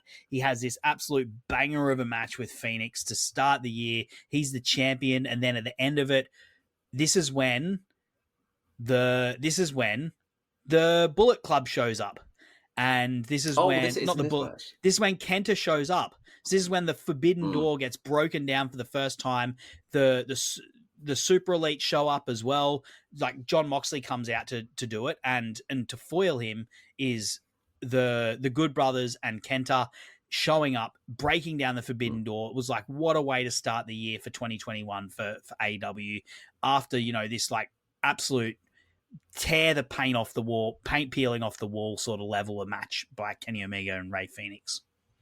So I don't know if it's this one, but I remember there was the note that Carl Anderson had to be edited around so much because he just kept doing like wanking motions and stuff. It's like, we cannot. It wasn't this one, but it is. So they said big Doc Gallows certainly slips a thing or two in this one. Let's keep going though. Yeah. Number 26. Cody Rhodes versus MJF, episode 11 of the podcast. This is like on there, like as a match, it's pretty much it's a pretty standard match, really. It's not like the greatest match you've ever seen, but the build up to it, oh my gosh, what an incredible build. The lashes, it is so good. Has there like such an emotive thing. I wish they would do it. I know they did it again with Wardlow, and I'm not sure if they potentially completely killed it, but I'd love it if MJF at some point brings back the lashes. Oh, because I swear they did like an inverse kind of thing. Was it Wardlow where they did the they did. Yeah, they did. Yeah. And he just took him and he was completely unaffected. But yeah, the way this is, it's almost like I thought about a few times, like the different proof of concepts that AEW were doing around this time. Like, obviously, Hangman was the main project to show, like, could we do this like much longer term story type of thing? But the kind of story they were doing with Cody Rhodes, MJF at the time, another one where a lot of it was told on BTE. Just going back all that time, the whole where everybody everybody thinks MJF is a piece of shit and he's rude to everybody. But when Cody's there, he is the actual salt of the earth. Like, he is actually just a genuine, lovely person. As soon as Cody leaves the room, he's a piece of shit. I just love that angle. But because it is odd to forget that when AEW started, MJF was almost Cody's kind of like protege assistant kind of guy, and did the whole turn with the Chris Jericho match. And this is the first. This feud is the first time we're seeing heel MJF. Again, crazy to think he wasn't a bad guy when he debuted on TV. And just to see him playing this villain role, I felt like over the course of this feud, we got to really see him become that character that we already knew he was.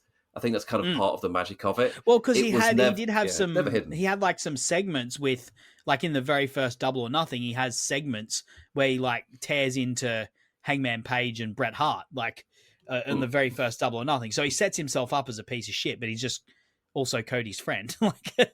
Yeah. But yeah, the match itself, I don't have like many huge memories about. But yeah, it's all the build. All of the build is like very, very. I think of so highly.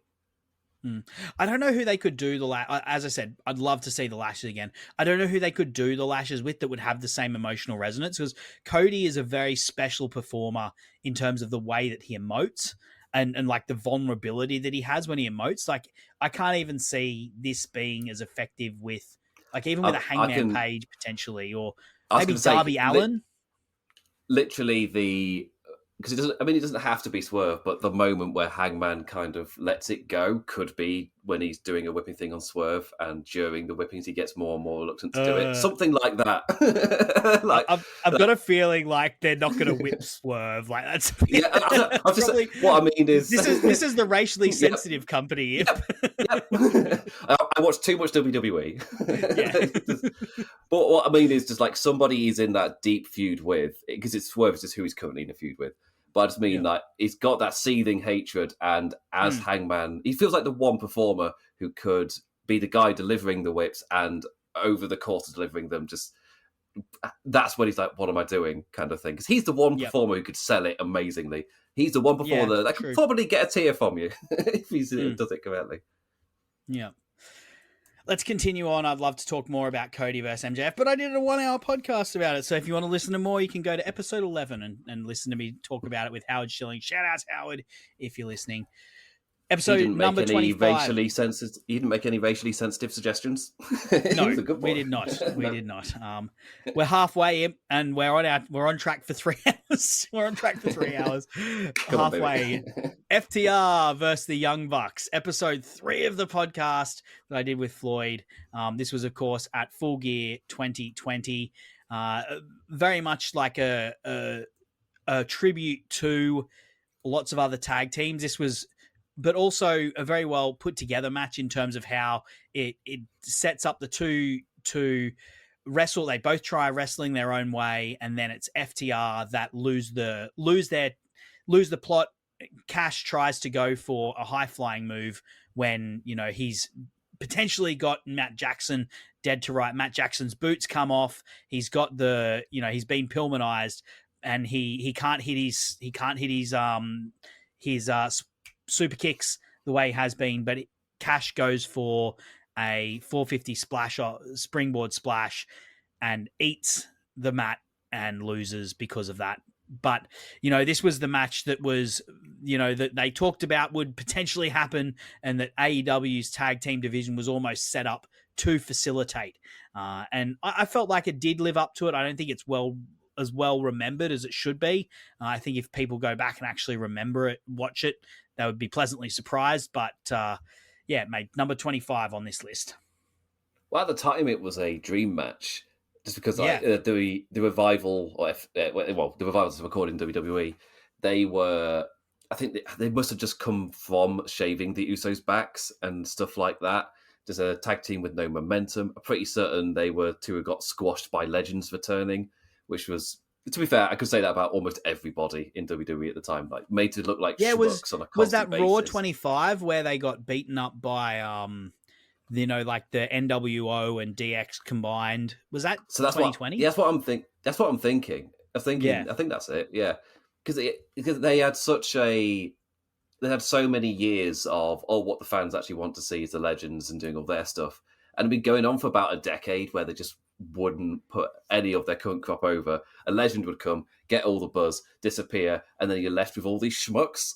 So it's just like no wonder no one was getting over. That everyone's made to look like a piece of crap, apart from Roman Reigns, who were trying every tactic in the book to make seem like this lovable babyface, which meant he had no character. It's just changing constantly. But with the Revival, they were just because Vince never really cared about the tag scene outside of the like Edge, Christian, Dudley's, and Hardy Boys era.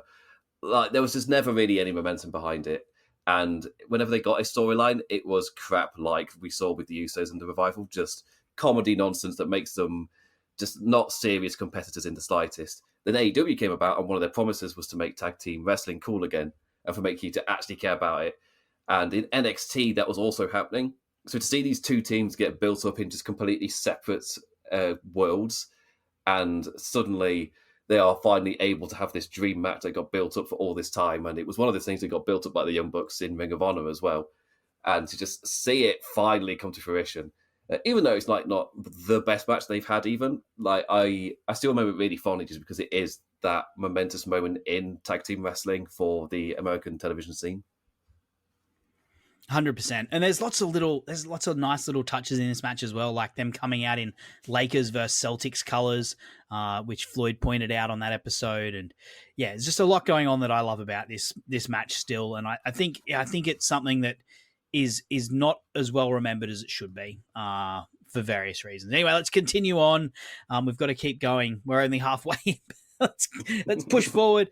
Number 24, Bryan Danielson versus Eddie Kingston, episode 48. So a very recent episode. I go from the third episode to the 48th episode. Bryan Danielson versus Eddie Kingston. Incredible, like, little rivalry that these guys had over a number of years, and it sort of culminated in this with Bryan Danielson kind of learning to respect Eddie Kingston as they wrestled. It's that, and just they had little flashes. I mean, it may be a bit minor to call Eddie Kingston walking out with the gas tank to set him on fire as minor instances, but they, yeah, you know what I mean. It would be within like a bigger thing. They would have their little butting heads or whatever, but to see this actually play out in a full way like this, just with the arc that they did in the match, Eddie Kingston just has such an amazing ability. Just to make the match feel like he's got the highest animosity just ever, as they're just like sitting there. It's something that Tomohiro Ishii is also able to do. Just that feeling of them like just like stomping their feet. I'm going to charge at you. I'm going to hit you. Gritting his teeth through pain, like because this match is set up when he chops the ring post, and he can't rely on the strikes, which is how he beat Danielson for the very first time in that C2 semi-final, which happened, a couple months beforehand. But he's still able to grit through and use his heart to overcome Bryan Danielson, potentially the greatest wrestler ever. This is probably Eddie Kingston's really like his peak in AEW, winning and defending that Continental Crown, Triple Crown that he had at the time. So yeah, really, really fun match. And a lot of heart shown by Danielson and Eddie in this match. Continuing on though, number 23, we talked about tag team wrestling a couple ago. This is a match that very much laid out the template for what tag team wrestling would be in AEW from Double or Nothing 2019, their very first show, the Young Bucks versus the Lucha Bros, a paint stripper of a match. I said that about Omega and Phoenix a while ago, but this was like, if you had only seen WWE up until this point and you suddenly tuned in to see the Young Bucks versus the Lucha Bros, this was the kind of thing that would blow your mind. I think Mark Henry actually went on Busted Open, which is very funny to reflect on, given what Busted Open has become. But after this, and he said this is the greatest tag team match he had ever seen.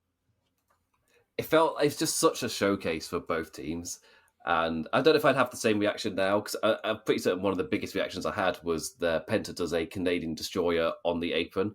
And at the time, I don't think I had such a reaction to it, because that was not just, it just wasn't a normal spot that you got to see something like that. Well, so now it's definitely a lot more like normal. but back then it was just like just a complete change of what we were used to from tag team wrestling. Even though it's exactly what they were promising they were going to do, and if you'd watched either of these teams on the independent scene, you knew what you were in for. But to just see it given this stage, which I guess is another feeling to it as well. Just we were used to a certain kind of wrestling getting this stage, and to see what had been brewing up on the independents finally break out into these stadiums or sorry, into these arenas was just really great to see. And these two obviously have amazing chemistry. These two teams are just incredible together. There's a reason that we get to certain series and things down the line. But yeah, I remember this did such a good job where I was already so excited, and then we get the ladder match at All Out, which is just absolutely crazy. But this match did such a good job at just getting you immediately into their tag scene. Yeah, that ladder match still to be ranked in this thing. It's interesting. I'll quickly just add, I think one of the reasons FTR and Young Bucks isn't as well remembered as I think it should be is there is a bit of a clash of styles at times, and that has funnily enough in their ladder matches, like I think they worked best together in their first two matches, but in their third and fourth matches together has been where like that styles clash has not worked so well. Bucks and Lucha Bros, like these two teams go together so well. Like they are the perfect opponents for each other. Have you done the steel cage match as well? No, I haven't done that on the podcast yet. So it's one of the ones I've got to cover at some point. But continuing along, number 22, Kenny Omega versus Pac 30-minute Iron Man match. This is like in the era where it was like, we get to get this on TV. We're so spoiled now that but this is the kind of match that you would never have seen on TV or hardly ever have seen on TV. But Kenny Omega versus Pac in a 30-minute Iron Man match to kick off Dynamite the week before a pay-per-view. This is the Wednesday before a pay-per-view happens on the weekend. This is just these two so crisp, so well wrestled, so explosive and hard hitting, and tell a really great story. Kenny Omega gets in front and then Pac cheats to catch up, and Kenny Omega has to grit his teeth to bring it back to a draw, and then they go into overtime, of course. And so many fun spots in this in terms of these two countering each other, or there's a giant shooting star press from Pac to the outside on Kenny Omega. Yeah, just so much awesome stuff going on here.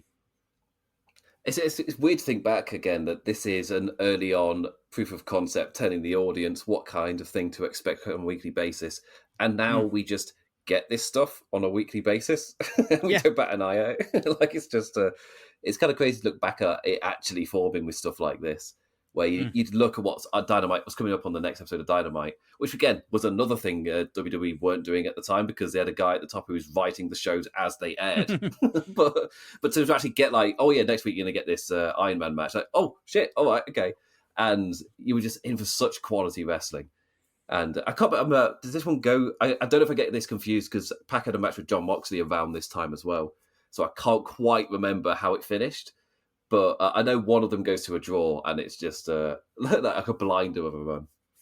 Yeah, no. So early in 2019, Pac and Mox go to a time limit draw at the end of the show. This one they wrestle the 30 minutes and add a draw at the 30 minutes. But they kicked off Dynamite with this, so there wasn't going to be an issue with that. And then they go into overtime, and Kenny wins it in overtime. So, and that fittingly. This was Rich Latter Pro Wrestling, and I did the podcast with Rich Latter. The second episode as well I did, man, thinking back to that time when I did that. This is very much starting the podcast as well. This is a walk back in time for me as well, Imp. But moving along, I keep saying moving along. Drink, everyone, drink. Number 21, Kenny Omega versus Hangman Adam Page from Full Gear 2020. This isn't the one where Hangman wins. This is the one where they face each other to be number one contender for the championship. So this happens just after their tag team has imploded as they lose to FTR at All Out 2020, and Hangman falls and Kenny doesn't catch him, and Kenny storms off saying he's sick of it and he's done being being a tag wrestler, done being lynched down by Hangman Adam Page. They go into the tournament, and then they have this match, which is definitely one that people don't talk about ever and should, because it's an awesome match, because it's Hangman Page and Kenny Omega just blasting each other. And, you know, like, their chemistry in the ring is so good. Like, they have bits where, you know, Hangman Page will come in with the buckshot lariat, and Kenny Omega will duck literally the final second he could be ducking at, or hit a V trigger, you know, out of nowhere, just blasting with so much explosiveness and speed, blasting Hangman Page. Fantastic. And of course, doing this podcast, got to go into all the build through, you know, them being a tag team, and through BTE and everything that was going on, you know, in that Brandon Cutler and Peter Avalon feud that affected Hangman, and sort of informed how Hangman's character was at the time. It's full swing. It's in the middle of the full swing of the Anxious Millennial Cowboy. Just like such an incredible arc. You got the amazing... I don't know if you ever saw this one did an edit of like a Persona 5 thing with Hangman Page drinking his beer, and then it's told he's on air and he goes, oh, as he's drinking his beer at the commentary. It's so good. But they, I want to say this was during like the alcoholic phase as a Hangman as well. Because there was a thing for a long time before COVID where you take people's drinks and have a good sip of them, but we're leaning that into, maybe he's not in the best place. Yes. That's the fact that he's doing that. And this is like the whole, I can't remember if it's the end of BTE or something, but there's a door gets closed and Hangman's looking at a shattered mirror on the back of the door. I was like, there's just so many amazing notes in the build to this. And I want to say it's the first, world title eliminator tournament they did. And for this to be the final, it felt like this was exactly what the fans were excited to see. Because you go all the way from their tag match at Revolution all the way to here. It's like it's the most natural. It's crazy to think that's the same year, just because of everything that happened in between. But yeah, it's I very much I do fondly remember this one. There's a lot from the lockdown era that I just forget about, but because of how strong the story was and how amazing the arc for the Anxious Millennial Cowboy was, like I love this era of Hangman. Yep. You mentioned the shattered mirror just like 2 weeks ago. MJF feud with Hangman Page. Punches the mirror, shattered mirror. Oh, I love it. Man, this guy, he's such close attention to detail. Anyway, continuing on, at number 20, we're into the top 20 and we're getting there. We're getting through this. Grit your teeth, mate. Strap in. We're gonna get through this. The Young Bucks versus John Moxley and Eddie Kingston. This is such a fun tag team match from that Double or Nothing 2021. I've increased my, I love this match. I've kind of like gone up and down in my appreciation for this. I think I've rated it really highly when it first happened. And sort of I've gone down a little bit in it, but it's such a good example of the trope in tag team wrestling of two stars against an actual team. And it's like that personified, where you've got Eddie Kingston and John Moxley, and whenever they can get to a Young Buck one-on-one, they just absolutely dominate. But when the Young Bucks get the chance to team up, they're able to cut Eddie Kingston and John Moxley off from each other and use their teamwork to ultimately beat the two stars. And the crowd, the raucous crowd, feels like an absolute rock concert when this match is happening. And you get these run-ins with Frankie Kazarian as the Elite Hunter coming in, and the rest of the Elite piling in at different points, and just the way the crowd explodes at every moment of drama in this match. So I'm pretty certain when we've talked about this at some point in the past that you were describing Eddie Kingston and John Moxley coming out like rock stars through the entrance and walking through the crowd. It's just, did this open the pay-per-view as well? Second match, I think. Second match. It feels like Hangman, there's the pre-show, then there's Hangman versus Cage, then there's this match. Oh, the whole so suddenly going to remember the whole Hangman versus Cage arc, which was also very good. All that. But yeah, this was for me. This was a really strong. I was trying to find a way to describe it. I don't want to call it like character bit, but we've been through the whole arc with Moxley and Eddie Kingston through Revolution, through a beat at the Revolution match, which is very good, even though the explosions don't go off. it's a very, very still good to be ranked.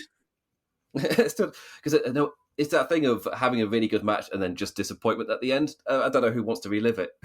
Like it's sort of like, oh, even though it then leads to 69 me Don, which is just one of the best, most absurd things they've done. But yeah, to see that whole arc, And they steal the Young Kingston. Bucks shoes in the build to this. But yeah, it's so good. Kingston and Moxley felt so cool at this point. And I think I agree with just that flow of, I love the story of when a non-tag team faces a tag team and then starts to struggle when that tag team starts tag teaming. That's the logic I'd love to see compared to what we get in WWE, where it's the big stars obviously do better because they're the bigger stars. Like, that's not how tag teams work. They're specialists. They should be better. That's why I kind of just love the flow of this match. And also it was that first show back after the pandemic. So you got that white hot crowd who are just wanting to cheer for everything that's happening. Absolutely. A match that's well worth revisiting. Number 19, though, continuing on. The ladder match, Escalera de la Muerte. The Lucha Bros versus the Young Bucks from All Out 2019. We talked about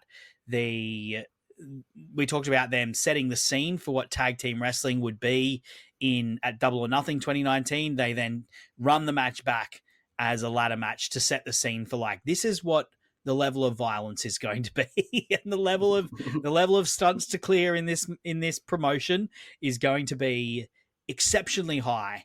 And, like, as I said at the top, I'm not a huge ladder match fan, but the way that this is structured and the story they tell with the brothers and them, like, playing a game of one-upsmanship and chicken, and like, okay, you're going to do that to him, but I'll do this to your brother if you do that, and then them going at it and like trying to one up one another and seeing who's going to blink first is really well done in this match. And of course, like, we remember the Canadian Destroyer through the table, where, like, Matt Jackson's wife probably thought that his neck was broken. But the glue that knits this match together and the thing that makes it so good is that story of brotherhood and how they're, both two sets of brothers united, and these two are squaring off and seeing who's going to blink first in a game that is of Russian roulette, really. It's the first match of this kind since, I want to say, TLC 2, the one at WrestleMania X7, where, pardon the pun, how it escalates is just so incredibly well done. And it's just the way that it does that, because X7 is kind of like escalates into a car crash quickly because they had their time cut. So it weirdly actually helps with their time. Suddenly they have to like blast through all their beats. But here they do it through that story of, as we're describing it, like, if you do this, then I'm going to do that. And they build and build and build until you're doing a Canadian Destroyer off the ladder. Like it escalates too far. I just love that for the story. Absolutely love it. It's a crazy match. It's one of those where I constantly just want to go back to it. That was until they did the steel cage match, and then suddenly that became my favourite. But I think that one's got more emotion to it, whilst this one is almost, as you describe it, like that daring thing of how far are you willing to go? Like how high are you willing to escalate this? And, a ladder match is escalating things pretty high, but it's escalating things even higher. Number 18, a exploding barbed wire death match between Jon Moxley and Kenny Omega from Revolution. The match that is so good, but just has worst possible. It's like it gets everything so perfect. It is so incredible until the final 10 seconds when those explosions don't go off. But there's you talk about like a slow escalation and the way that these two drag things out and the psychology of wrestling in an exploding barbed wire match. It's so well done and so perfectly done. And at the time, Moxley and Omega felt like two titans of wrestling standing on top of mountains, like these two giants of the company, not just the company AEW, but pro wrestling. It's like Kenny Omega, the wrestling god, and Jon Moxley, this blue collar, like cannot be killed scrapper from Ohio, just clashing to get this clash of titans, and the only way they can resolve it in the most absurd, violent possible scenario, an exploding barbed wire death match, which has never been done in America on pay-per-view in this way. And it's so well done, and so the beats of it are so perfect. One of the best kickouts ever, where John Moxley sets off he gets hit like the one-winged angel, and then he sets off an explosion. He, which is like such a perfect distillation of his character. He sets off an explosion, damaging himself because he just wants to keep fighting through and he wants to win so badly. But then, of course, when Eddie Kingston rushes to the ring to save him, long-term rival who, he's a pay-per-view ago has had this, incredibly emotional feud with, he rushes to the ring to save John Moxley, and then the sparklers don't really go off the way they were meant to. Oh, it's such a, because I don't know if you've watched any of the Anita exploding barbed wire death matches, but I watched them for a column I did back at Wrestling Headlines, and the most memorable bit is he has this absolute war with Terry Funk, but right at the end when the explosions are about to go off and he realizes Funk's not going to get out there in time, he just drapes his body over Funk, and then all the explosions go off, and it's just the emotional outpouring. Obviously, you can't hear the crowd doing their emotional outpouring because there's bang, bang, bang, bang, bang. It's going on everywhere. But yeah, just that. But they absolutely nailed that tribute here with Eddie Kingston just charging on out. And again, I'm not somebody who makes noises, but when Eddie Kingston ran out and then built up that animosity, they've built up that tension not animosity, but yeah, they built up that tension so much. And you're just waiting for that explosion. Then in that moment is when Eddie Kingston charges on out, and they become best friends again, Sam. They were best friends the entire time. It's such a good beat, such a good emotional beat. And because obviously we couldn't talk about the Double or Nothing match without like mentioning it, but it's such an incredible beat. Everything about this match for me is perfect, because obviously just like the actual match itself doesn't need to be clean because you're doing explosions and shit. Like it's fine to be a little bit chaotic or whatever, but it's so perfect, and then the explosions don't go off. And it's just like, you've nailed it. It just sucks so much. And shout outs to the guys from This Is Awesome / Watch Great Wrestling. I pretty much ripped off their format for this. I did ask them beforehand. I'm good mates with them. And I said, I'm thinking of doing this with AEW. Do you mind if I sort of borrow liberally from your format?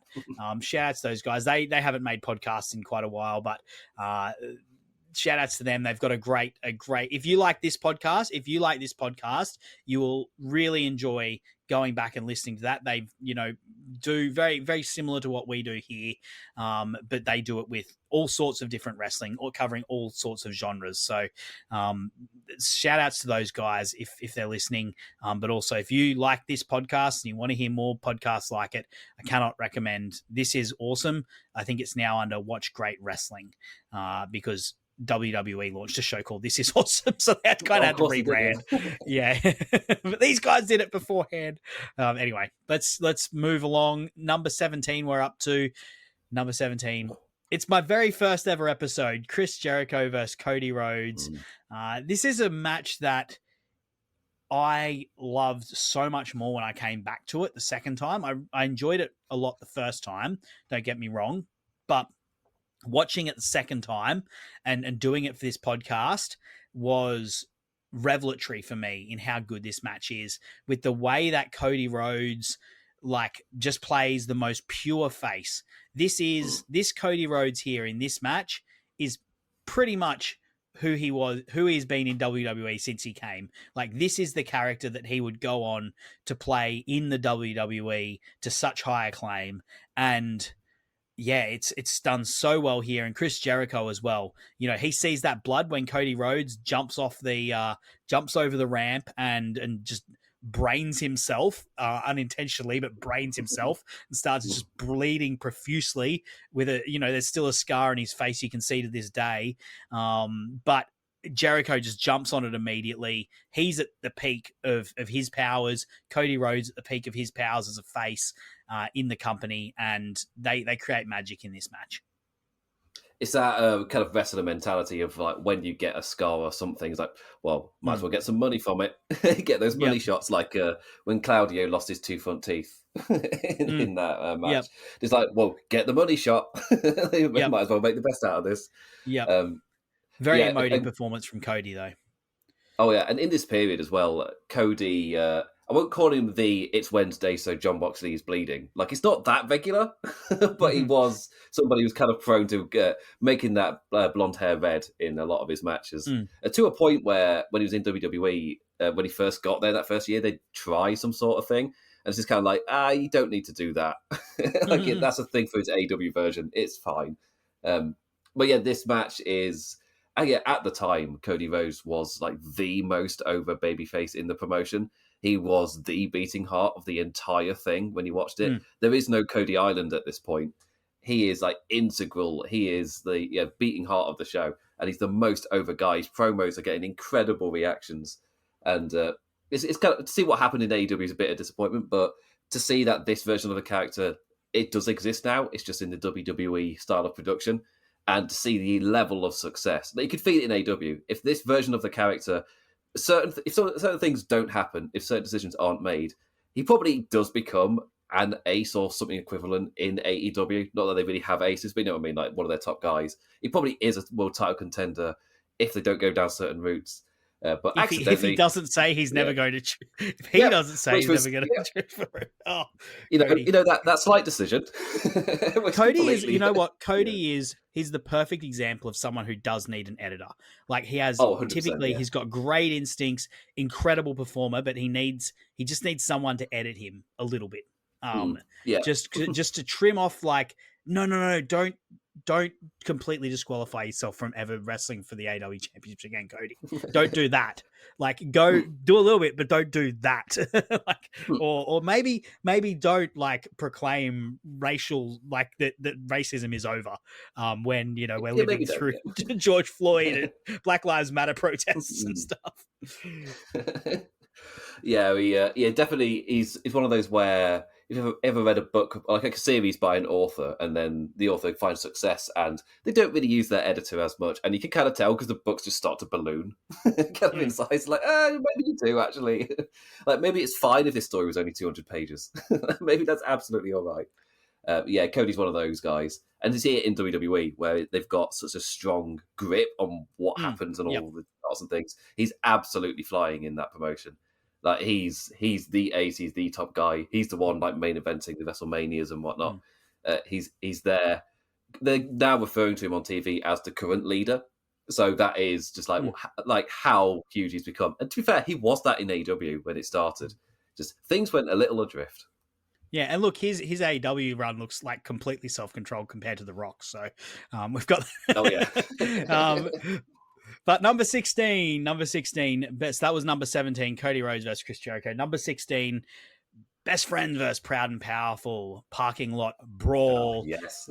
This was like, you talk about setting a scene and like getting an atmosphere right of like gritty violence. This just absolutely nailed it.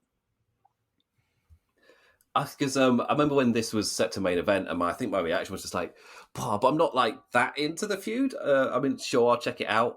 But obviously, like not being American, sometimes like little words will seep through. And by the time, before I got into the show, there were just those rumblings of, you should probably watch this. Like it was very, very good. And and the level of violence in this, like they're like slamming each other on car windows, real glass. They're, like going on the backs of pickup trucks and like doing pile drivers on the backs of pickup trucks. And I just remember, like you've got the Proud and Powerful, such an incredible visual of like the black and white face paint with the blood dripping down over it, black, white, and red. And I remember this one bit where I think Santana or Ortiz has got like, I think it's a lead pipe, and they're like dragging it along the ground, and you can just hear it like going ding, ding, ding, ding, ding, ding, ding. It's just incredible visual and auditory sort of moment, just with setting the scene and just setting like this disturbing, violent tone.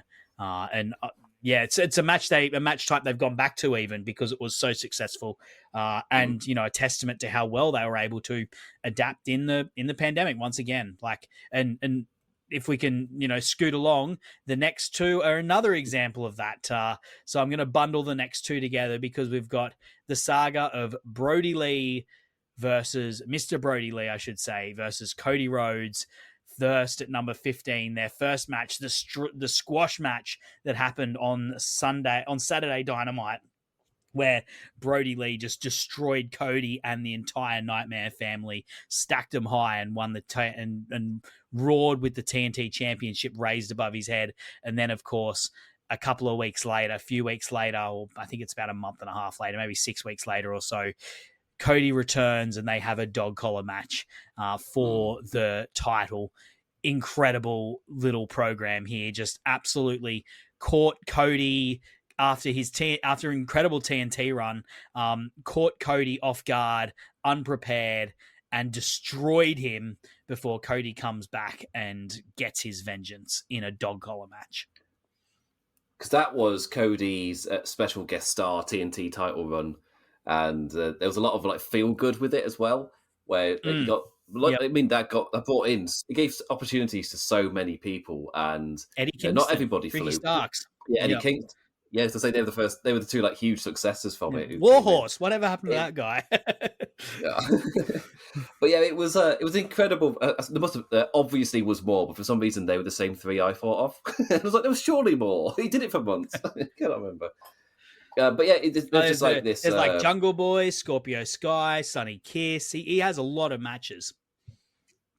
But there's with Brody Lee, he was almost like, I'm going to break down the team captain. Like Cody just had this overconfidence, I want to say, and I can't remember what the story was at the time, but in my head, I think I remember it as him trying to.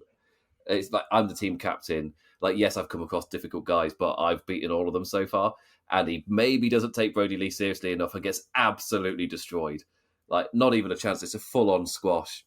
But there's a reason that you kind of have to tie this in with the dog collar match, where this and the dog collar match for me, they can't be talked about separately. Even though during it, is this where Cody dyes his hair for a role or something? And he get black hair Cody for the dog collar. He does so he comes back in, he's doing like this. I went into it in the podcast. So episode 40, I talked about the dog collar. Episode 23, I talked about the squash match. But he actually talked about this. He was doing like a play on Superman, on the death of Superman, which is a comic book where Superman dies and comes back in, and he's like, instead of brown hair, he's got black hair, and he's got like a different color logo and stuff. And Cody says, like, I was doing this, but nobody caught on to it. Which is very Cody, right? For me, this is a man that needs an editor. He's got great instincts, but maybe it was like, maybe just come back with the blonde hair, Cody. Like, you don't need to do this death of Superman thing you wanted to. But yeah, for me, the dog collar match, it was one where I want to say, because like any form of tied together stipulation, WWE just watered down into PG fun games, and you saw the response to it where Drew McIntyre, CM Punk did their strap match, and there was a lot of pushback just because the versions we'd seen in AEW were so heated and so violent, and it was, yes, WWE went a bit more violent than they normally do, but at the end of the day, it was still a fun game that they were playing, which like really takes away from the seriousness of trying to do it. With like the traffic lights and like it's a game of red light, green light. Like, it's not. That really takes away from the seriousness of the feud you're trying to do. But this dog collar match really did help bring back the seriousness of a tied together stipulation, and just really brought the violence. And for me, this really helped set the stage for CM Punk MJF. Just their level of violence kind of builds off what happens in this one as well. It was a great example of Cody Rhodes showing his heart as well, which even though Cody may be forming a little bit at this point, he is at least he's proving here that he can still be the heart of AEW. Two last things I'll say. This was Brody Lee's last ever match, the dog collar match. What a way to go out. Incredible. Not obviously, like, you would give it away, like you'd give all the matches away for him to still be around and be, with his family and everything, but like, not too many wrestlers go out in that way, like with their last match. So what a way to be remembered, I guess. And Secondly, bring back the dog collar match. The last one was the Briscoes. Was the match with the Briscoes and FTR. Also So excellent. yeah, Also really good. and the Punk MJF one, like we've already waxed lyric about that as well. Like give maybe Swerve and Hangman next sometime when they come to it. Give If you them want to do a stipulation that's slightly less racially sensitive, yeah. Why not do a? Well, I was actually saying I would love to see Ricochet versus Swerve when they end up settling it in a singles one, but I was like, I'd love to see Ricochet trying to do a dog collar match because it'd be so different to like his normal style, and the limitations I feel would be really interesting. Anyway, totally off topic. Let's continue on. Number 13. This is one you said would be in my top 5. I love this match. John Moxley versus Darby Allin. Didn't quite make the top 10, but it's an incredible TV match. Yeah, incredible TV match. Beautiful one night story where, John Moxley starts out the night's promo deep down in the depths of Daly's place, just saying, I know, Darby Allin, I know you, I was you. So I'm going to tell you right now, like, you need to stop, but I know you're not going to listen because I didn't listen to the people who told me that I needed to do that. But look, I don't want to kill you in there. So when I tell you to stay down, stay down. And, Darby Allin's having none of that. And he forces Moxley, who, just incredible performance from Moxley, trying to, knowing that he will kill Darby if he needs to, but not wanting to, and communicating that purely through his body language. He does do a bit of the stay down like kind of thing, but mostly just through his body language and the way that he chooses to escalate the violence. And then of course, Darby Allin just being this scrappy guy who will never die and who will throw his body at everything and has complete commitment, complete belief in himself. And then ends, of course, in Moxley destroying Darby Allin, planting him on his neck twice, which is something he said, last time we faced each other, I nearly broke your neck. I don't want to have to do it again, but he has to do it. And then he ends the night cradling Darby Allin just in this beautiful picture. Incredible one night story, incredible, way to set up the relationship that these two have. And yeah, this is like, I hold this so highly as like, this is a template for what TV wrestling can be, like a one night story that's so emotive, so perfect, and a match that, doesn't take too long. It doesn't like go too far with itself. It still is just a TV main event. But it does absolutely everything that it needs to do. And this is in the middle of, you described it earlier as John Moxley, one of those like big titan badasses of wrestling at this point. Yep. And then you've got the up-and-coming Darby Allin who's really wanting to prove himself to show that he can go with the best, that he is deserving of the position he's likely going to get. And it just all Moxley's coming off Jake Hager, Mr. Brody Lee, and Brian Cage. I forgot about Jake Hager. Yeah. Who was it? Jake Hager had the shoot boxing match with or something. Like they did Wardlow. That was it. That was shit. The opposite of this list. I suddenly remembered there was something bad they did. Focus him. Yeah.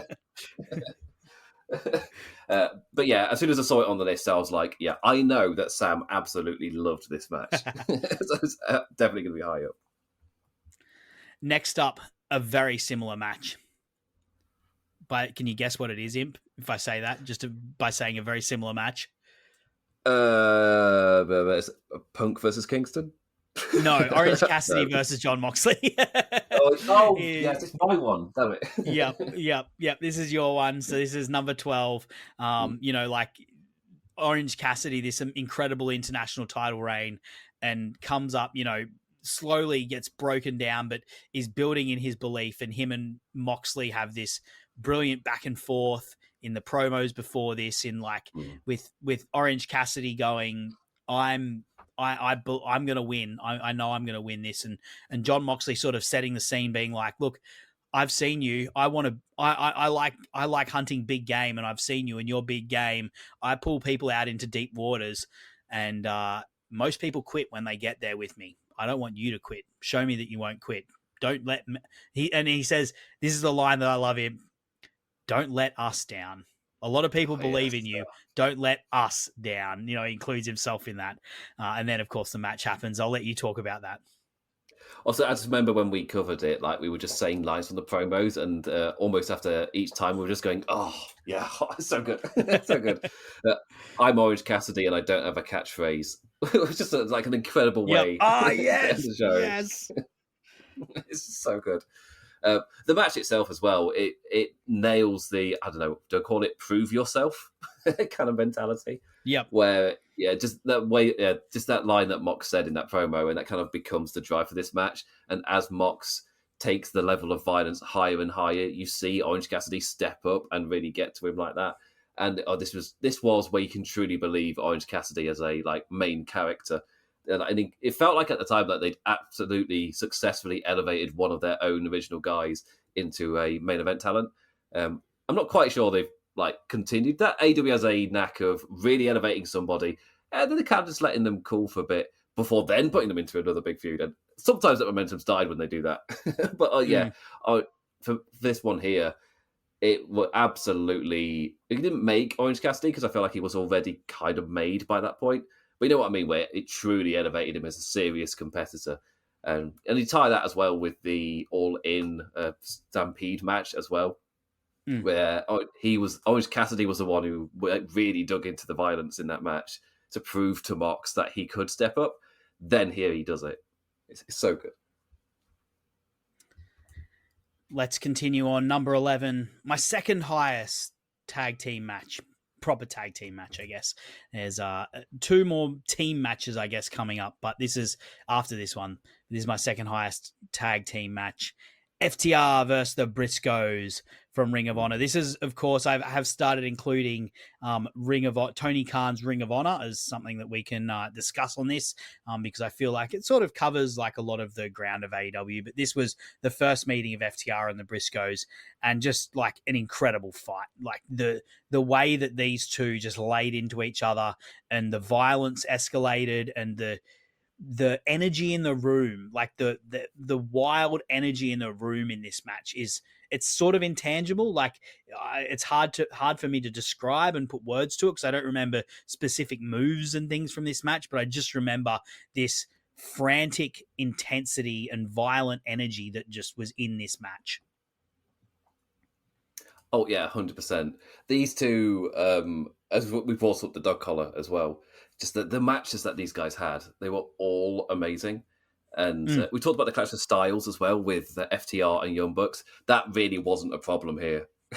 These two just, from minute one, they're so good together. And obviously, a shame we'll never get it again. And like we talked about with Brody Lee, obviously, Jay just being alive with his family would be the actual dream thing. But they had such good chemistry, and they were so. I kind of more that I'm thankful we got the matches we did. Yep, because they were so good. And I've not gone back to watch any of them. I feel like maybe for understandable reasons, but they must be very strong rewatches, every one of them, because they're all different as well. Yeah, in this match, of course, it's FTR turning face in the match through nothing but the actions in this match and the way that they carry themselves in this match. And yeah, incredible atmosphere.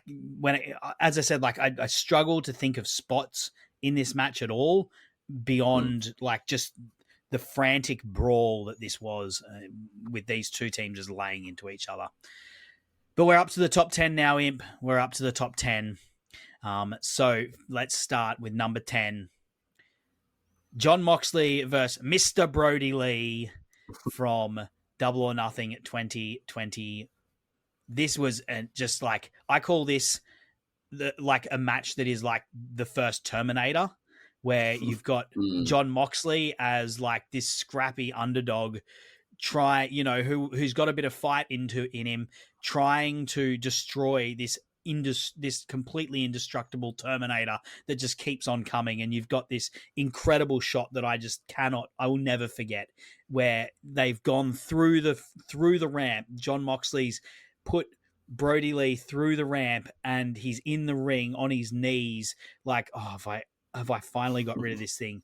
And Brody Lee like rises with those Mm. incredible eyes, those bulging eyes, and coming out of his face like, oh no, I'm not dead yet. John Moxley having to like try and kill this man, and he just cannot. He's giving everything, and he cannot kill him. I love this match. I have it's the exact same spot for me. It's puts him through the ramp. Just as that. That's the image that has absolutely stayed with me ever since. It was and it's a shame we never got any of this run in front of a crowd, because I just love the seeing the Brody. He feels like he could be a guy like Lance Archer who just scares a few kids. I would have loved to see that.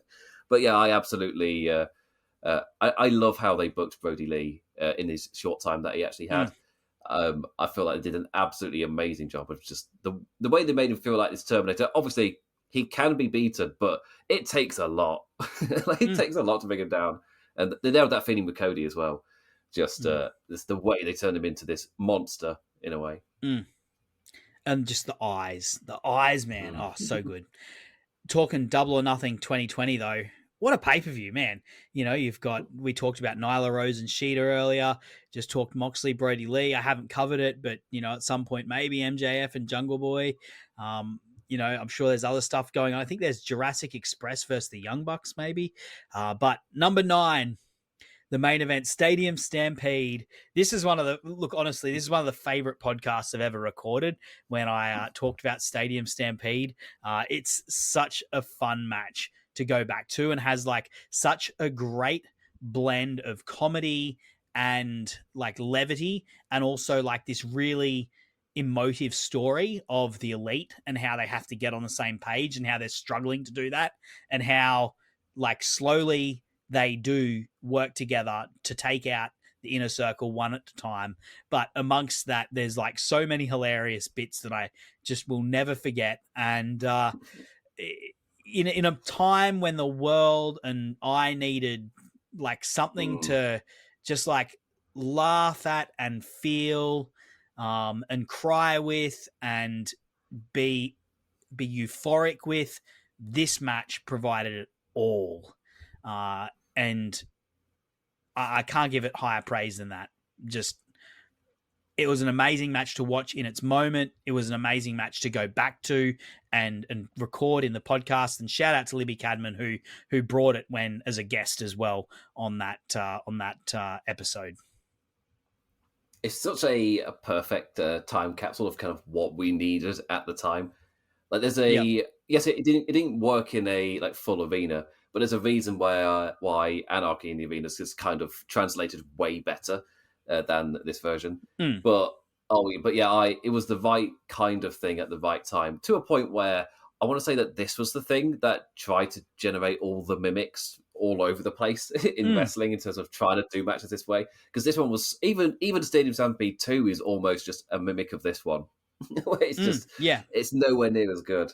And it's just so many beats within there, so many creative ideas, having full free reign of the Jaguar Stadium, just being able to do whatever they want. Hangman on a horse, the pool of regeneration, completely forgetting there's a one-winged angel off like a really high bit in the stadium, just through a whole bunch of tables. That's just fun. Hangman Page drinking in the bar and then having a bar fight. Like there's just so many perfect beats in this match, and it's they even though they brought like the seriousness every now and then, it never lost its like sense of fun and creativity, which I would say subsequent attempts at matches like this all struggled to do. Just to you balance that in a way.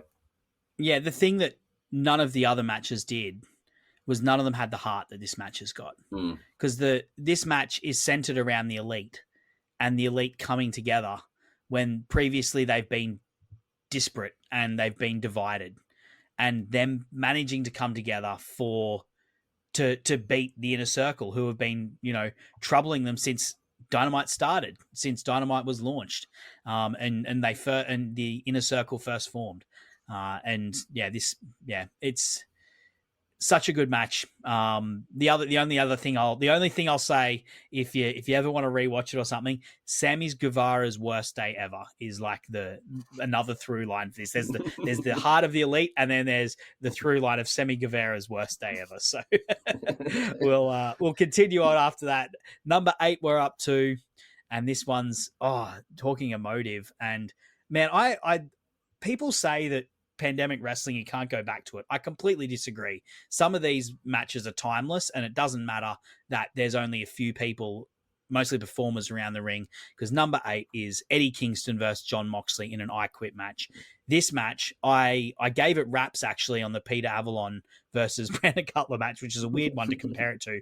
But for how it paces itself, obviously you've got the incredible promo, which sets up the emotional stakes for this match of Eddie Kingston versus John Moxley in the lead up. There's a couple of promos, actually. The one everyone remembers is where like Eddie Kingston's so angry he can't even look at John Moxley and like turns away from him, and Moxley's in his ear being like, "You made a promise to your mother you can't keep." And he's just like bottling so much rage. But the match itself, the way that it climaxes with both the most violent thing happening at the climax is the most violent piece of action in the match, the emotional peak of the match, and the story of the match climaxing all together at once, with John Moxley wrapping his hand in barbed wire and putting it around Eddie's throat. It's like such a perfect ending for this match, and such a perfectly sequenced match in terms of how it structures itself to make sure all of those threads come together at once right at the end. And yeah, in terms of like a violent hardcore match, we've seen so many of them, and AEW is a maximalist promotion in terms of like how it allows its wrestlers to throw literally everything at each other. You know, we just saw on Dynamite this last week, Moxley and Edge do like insane stuff with Moxley and that spike thing. But, you know, like very few of them manage to nail all of the threads of a match the way that this one does. Yeah, Moxley having the balls to do the one spot Abyss never had the balls to do in TNA with his spiked baseball bat. Abyss, by the way, put together the CM Punk Drew McIntyre Hell in the Cell match. Just a weird little tie-in. He's apparently doing really good agency stuff in WWE. Anyway, tangent. Yeah, this match I remember mostly for the Eddie Kingston kind of character beats. I love the way that you see what he's dealing with, and we've talked about already just the way that he brings that animosity like nobody else into a match. But also the fact that you can see his love for wrestling literally on his sleeve with the way that he's wearing the Masawa-inspired gear. It's just everything about his character. You could just take one look at him and it just tells so much. And never mind the actual action itself, which is obviously stellar. And in that middle period of building John Moxley as that badass, it was I remember this one really, really fondly on a show which I think Full Gear. No, actually, no, sod that. I was going to say, I think I got it confused with All Out, which was the one where Matt Hardy got his concussion. Yes. In my head, that's the only bad pay-per-view AEW have ever done, where everything else around it is just like so stellar. And this is a good example. Full Gear is the one that absolutely nailed, even though it's in a pandemic era, like we talked about already with Kenny Omega versus Hangman Page, which is the same show. Like it's a stellar show. What a top and tail. I feel like this one works because in the pandemic era, yes, we got like Kenny Omega, Ray Phoenix, kind of in pandemic in terms of like really fast, exciting action. This is almost the opposite in terms of a really personal story between two people who are really best friends, but things have gone a bit awry. And this is kind of the start. Them having this fight is almost the start of that healing in a way, and they get it out in the most unique way that you fully understand both of these guys would get that out. It's basically a love letter, Sam. They tell each other how much they love each other. And that actually is my top pandemic match. If I'm looking at like the pandemic wrestling and stuff like that, that one comes in as my top. So we've got that, then Stadium Stampede, then the Moxley Brody Lee. They're the last 3 matches that we ranked in this. So that's my top one for the pandemic. Anyway, let's continue. Number 7, we're getting close to that top 5 that you guessed for me, Imp. I'll get you to go back to that guess in a sec. And we'll see how many you got right and wrong. So number 7, as I said, pretty much, I think if we're going to talk like popularity wise and momentum wise, high watermarks for AEW in that first surge, maybe we're in a little bit of a hot period now coming into one. Maybe, who knows? We'll see. We'll probably be able to tell in about 6 months if this actually is a full on hot period or not. But definitely the high watermark, I feel like, for the initial 2021 surge that culminated with all those debuts at All Out and Punk coming and the climaxing of Hangman and Omega. I think the pinnacle has to be Kenny Omega versus Bryan Danielson at Grand Slam in Arthur Ashe. Them packing, I think it's over 20,000 people into the arena. A show we actually reviewed on your old LOP radio show. Yes, on my own show back when I used to review Dynamite every single week, and Raw and NXT. It was a lot. I had a lot of time. It was the pandemic. It was fine. This match. Think that this as good as it was and as highly rated it still is to this day, and this is the setup match where they were holding back, is still crazy to me. Mm. And, there's so many things in this that we would see, like, because this is Bryan Danielson's first match out of WWE. And he immediately, of course, like, fakes having a seizure because he's a sicko. He's like seeing Kenny Omega take the victory. He's been thinking of this for years. He's like, that guy's going to, like, knee me in the side of the head. People know I've had head issues. I'm going to pretend I'm having a seizure in the ring. Sicko. Absolute sicko. And, like the liquid crispness of these guys coming together. And then, the thing I love at the ending, the bell goes and these two are so in the moment that they just keep on going. Like they just want to keep fighting each other and wrestling each other because they're both so in the moment. Of course, like the crowd is giving it their all. There's that, that "this is awesome" chant before the start of it all. And, this is the kind of match that AEW is made for, like this dream match of these two, like Danielson, the doyen of wrestling, indie wrestling in the 2000s, becomes this guy in WWE who, has one of the great face runs in the lead up to WrestleMania 30 and then the Kofi Mania stuff and everything only enhances his reputation and manages to succeed against all odds in WWE against Kenny Omega, the guy who, had the greatest matches ever in New Japan and did so much to bring that different style of wrestling to popularity in the West, coming together for the first time. And also shout outs to Jeremy Donovan, the boss, the head of Social Suplex, who was my guest for this match, this episode 36, if you want to go back and listen to it. Number 6, though, let's continue on. Number 6 is Hangman Page versus Bryan Danielson, won the 60-minute draw that these two wrestled to. Incredible that these guys were able to do that, going 60 minutes, the first 60 minutes, and like told a really cool story throughout where, Danielson is just a buzzsaw at first but underestimates Hangman and doesn't realize how much heart and how much endurance Hangman has got, because Hangman is a person who has been through a lot and is able to, keep pushing through even like the hardest of trials. And in the end, it all comes crashing down for Danielson and he can't win. But at the same time, Hangman is not able to to finally cap the win off. He's close to the victory, but he can't. And they end up going 60 minutes into a draw. Incredible that they were able to do this and that they were able to engage the crowd and continue it on for 60 minutes on TV. Is this the affectionately known Wangman match? Because I was thinking, was this another one where you guessed on my show to talk about this? But it's the that amazing thing that Danielson has, because he did the exact same for MJF, where it's like early on in a title run, and he'll have an Iron Man match and make the other guy feel like an absolute top level star. The fact Danielson was able to do that twice in two very, very different ways, it's like so damn impressive. And I remember I don't normally rewatch matches like this, but I remember rewatching this match and just having an absolute blast with it. It's one of those that is the flow of it is so impressive because they go so quickly at the start, and then if anything, they go quicker later on. Like, you just expect them at some point to slow the pace down a bit, but they don't. They go like this for a full hour. It's so impressive.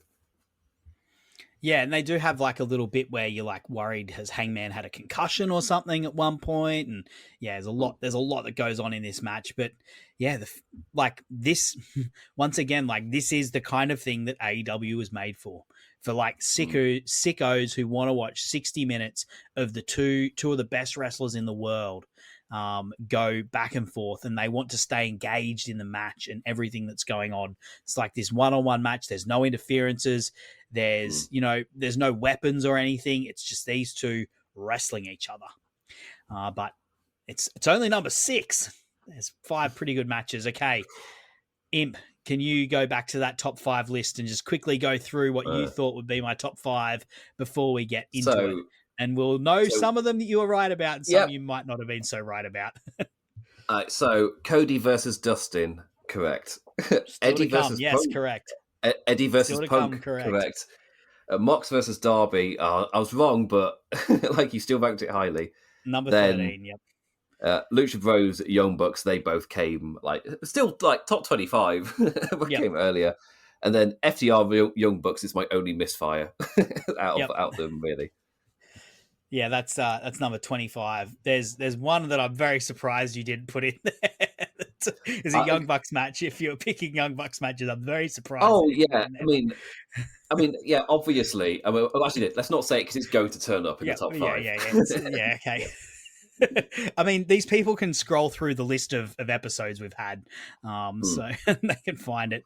But let's get into the top 5 though. Number 5.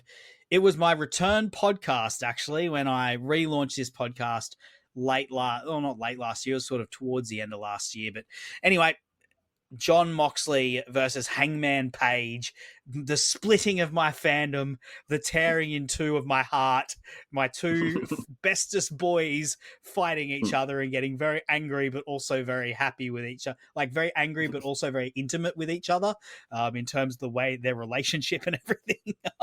But yeah, just overall an incredible feud that like came at a time when Hangman, like career-wise, his career could have gone either way at this point. Coming out of All Out and he straps himself in with Jon Moxley and has, like a number of promos and multiple matches that are all incredible, culminating in him having this Texas death match with Jon Moxley and hanging Jon Moxley over the ropes with a chain to win it. Oh, I could go into so much depth that I could talk about this off the top of my dome for half an hour. Easy, Imp, and I wouldn't be breaking a sweat. I remember listening to you and Trish talk about this. I was mowing the lawn. I remember the day to see enthusiasm. But yeah, the fact that it's even more important given, how other matches with Swerve have ended. And it's just another, pardon the pun, another mirror reversal thing of like, it's Swerve who hangs him at the end of their all blood match. Like, it's like, it's just all these little details. And at the time, I remember this match absolutely. Did it steal the show? Because it was another really. Oh, no, it couldn't have stolen the show. Is this the Sting, Darby Allin, and Young Bucks main evented show as well? No, that's that's the year after. But there is MJF and Bryan Danielson in a 60-minute Iron Man match. That's the one. I knew there was a big main event. Yeah, another incredible match. But yeah, this it's one of those where they just have a full-on brawl, and it's completely unforgiving in the best way possible. And I felt like this was a match was an important note in Hangman for where he goes next. Like, it's where the character kind of, I won't say finds himself, but you can see the trajectory of where he could go. That the hatred has begun, and it's glorious. It's starting to seep in this match. And we talked about the animosity and stuff that Eddie Kingston can bring, but I've got to give kudos to Hangman Page as well. Like, he's had so many feuds where he just absolutely brings that. Like, even when he's facing Jeff Jarrett, like, it's just absolutely sublime quality. Yep, he just gets it, man. He gets it. speaking of two people that get it and bring fire and passion to this feud, number 4, Eddie Kingston versus CM Punk. Just like, There it is. Yeah. yeah, this was like 3 weeks and it just exploded.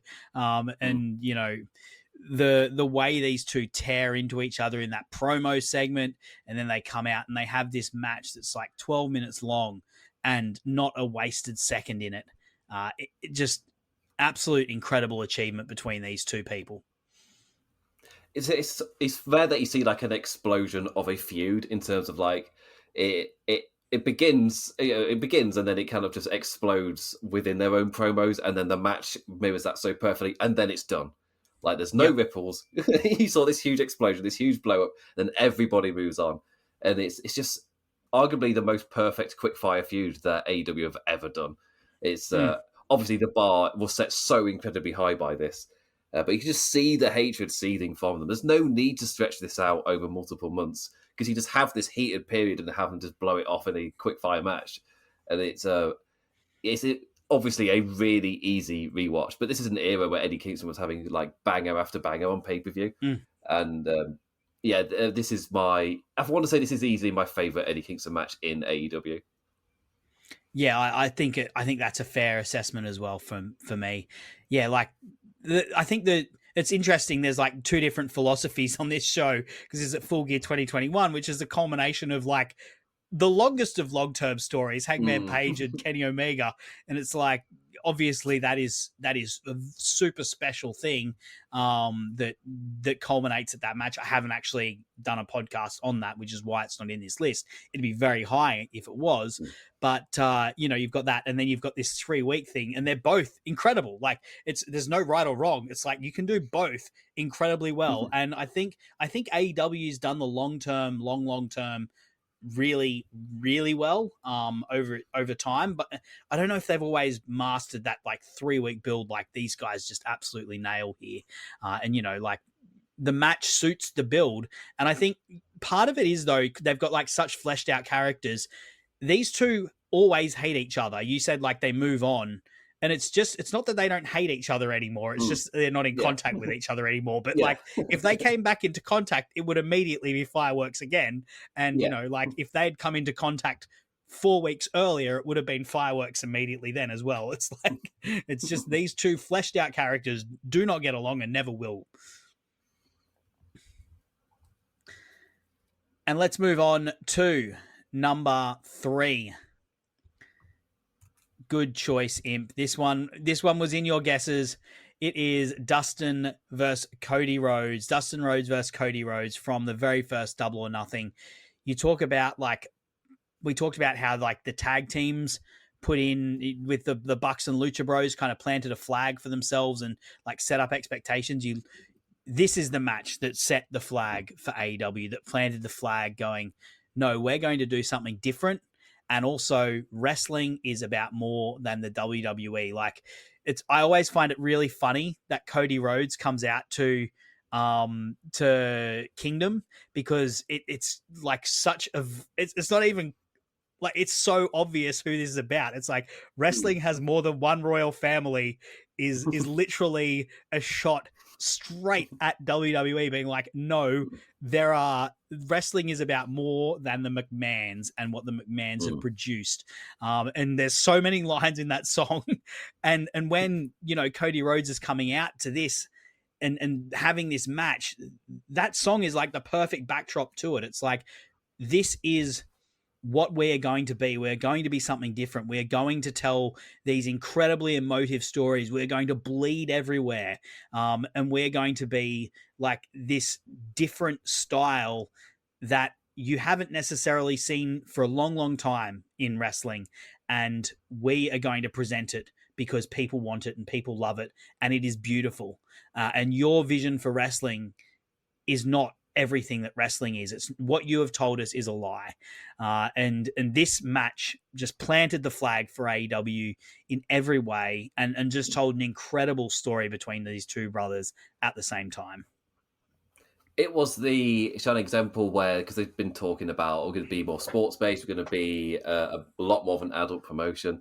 And obviously some people read that in certain ways, whilst this was what it meant. It meant, yes, you're going to get more violent, but you're going to get a story told in a more adult way.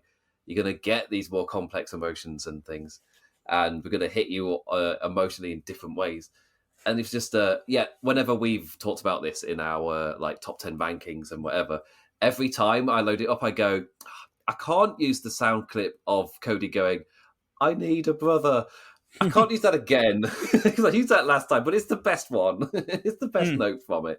The answer is yes. I do always end up using that as the clip. It's just such an amazing emotional peak.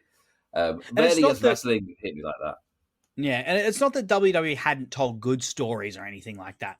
Like my previous writing and stuff like that, you can look at it and know that like there is things that really connected with me in the 2010s in WWE, but like this is different, and particularly the blood. It's we talked about how AEW became almost notorious for how much it used blood, and I think that they've dialed it back a fair bit lately, particularly on TV. Like Moxley, and except for the the blood on his back, John Moxley barely even bled in that match with Cope. But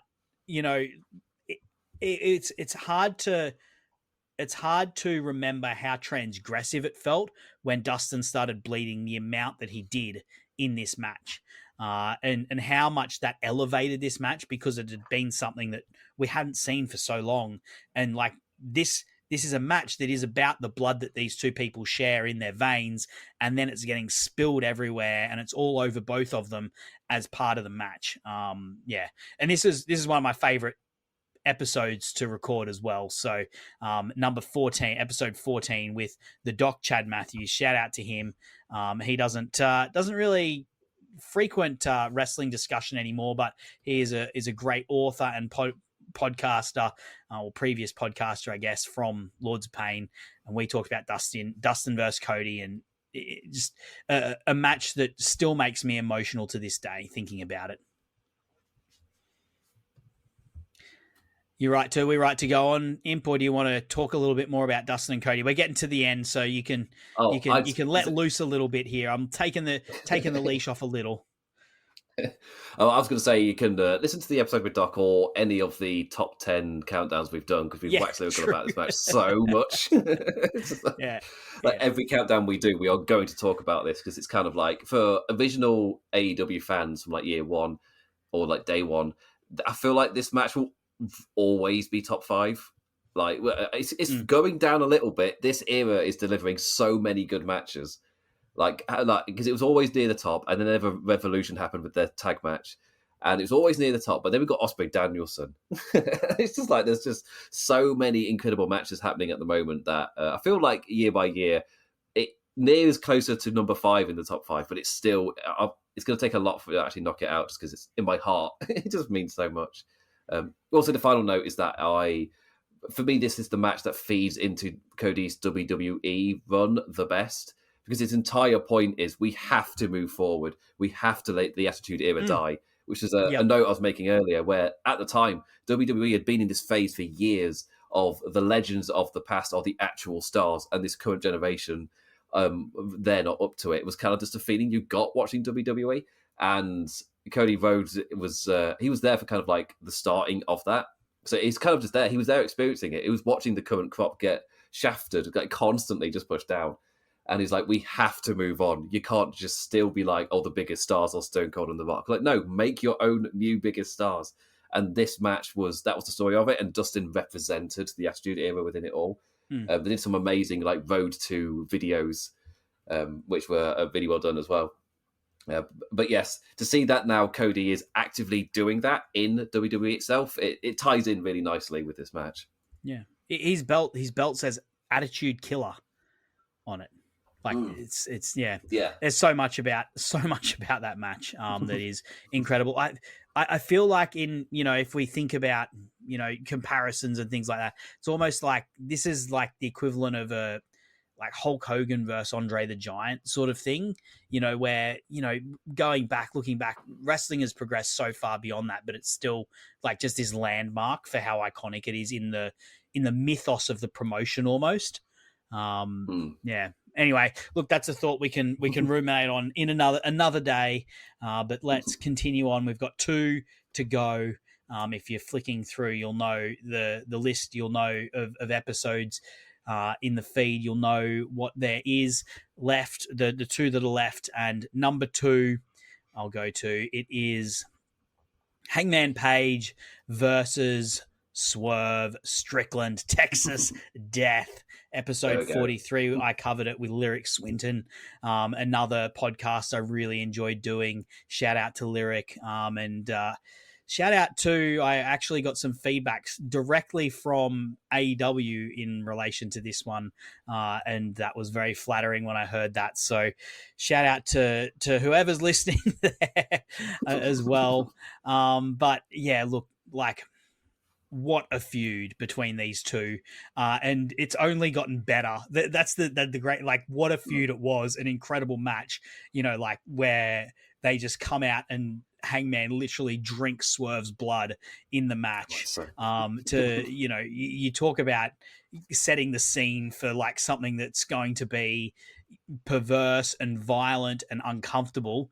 But the crazy thing is, this match has only gotten better as we've seen what the ramifications of this match have been as well, and this program.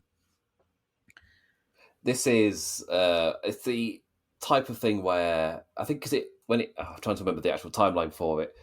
When we'd had had we had no? I'm sorry, I'm all over the place. It doesn't matter. This match itself was just so incredibly violent in the best ways possible. You're trying to explain to I think I was talking to my brother about it. He's not really a wrestling fan. He was a fan when he was a kid, but then grew out of it. But trying to explain how there's this guy, and what's happened in the match? Oh yeah, he got a staple gun and started stapling pictures drawn by his kids to the opponent's face. I was like, what? That's really strange. I know it makes sense because he's a teacher, so he knows how to use a staple gun, like stuff like that. As somebody who has done teaching work, that is entirely correct.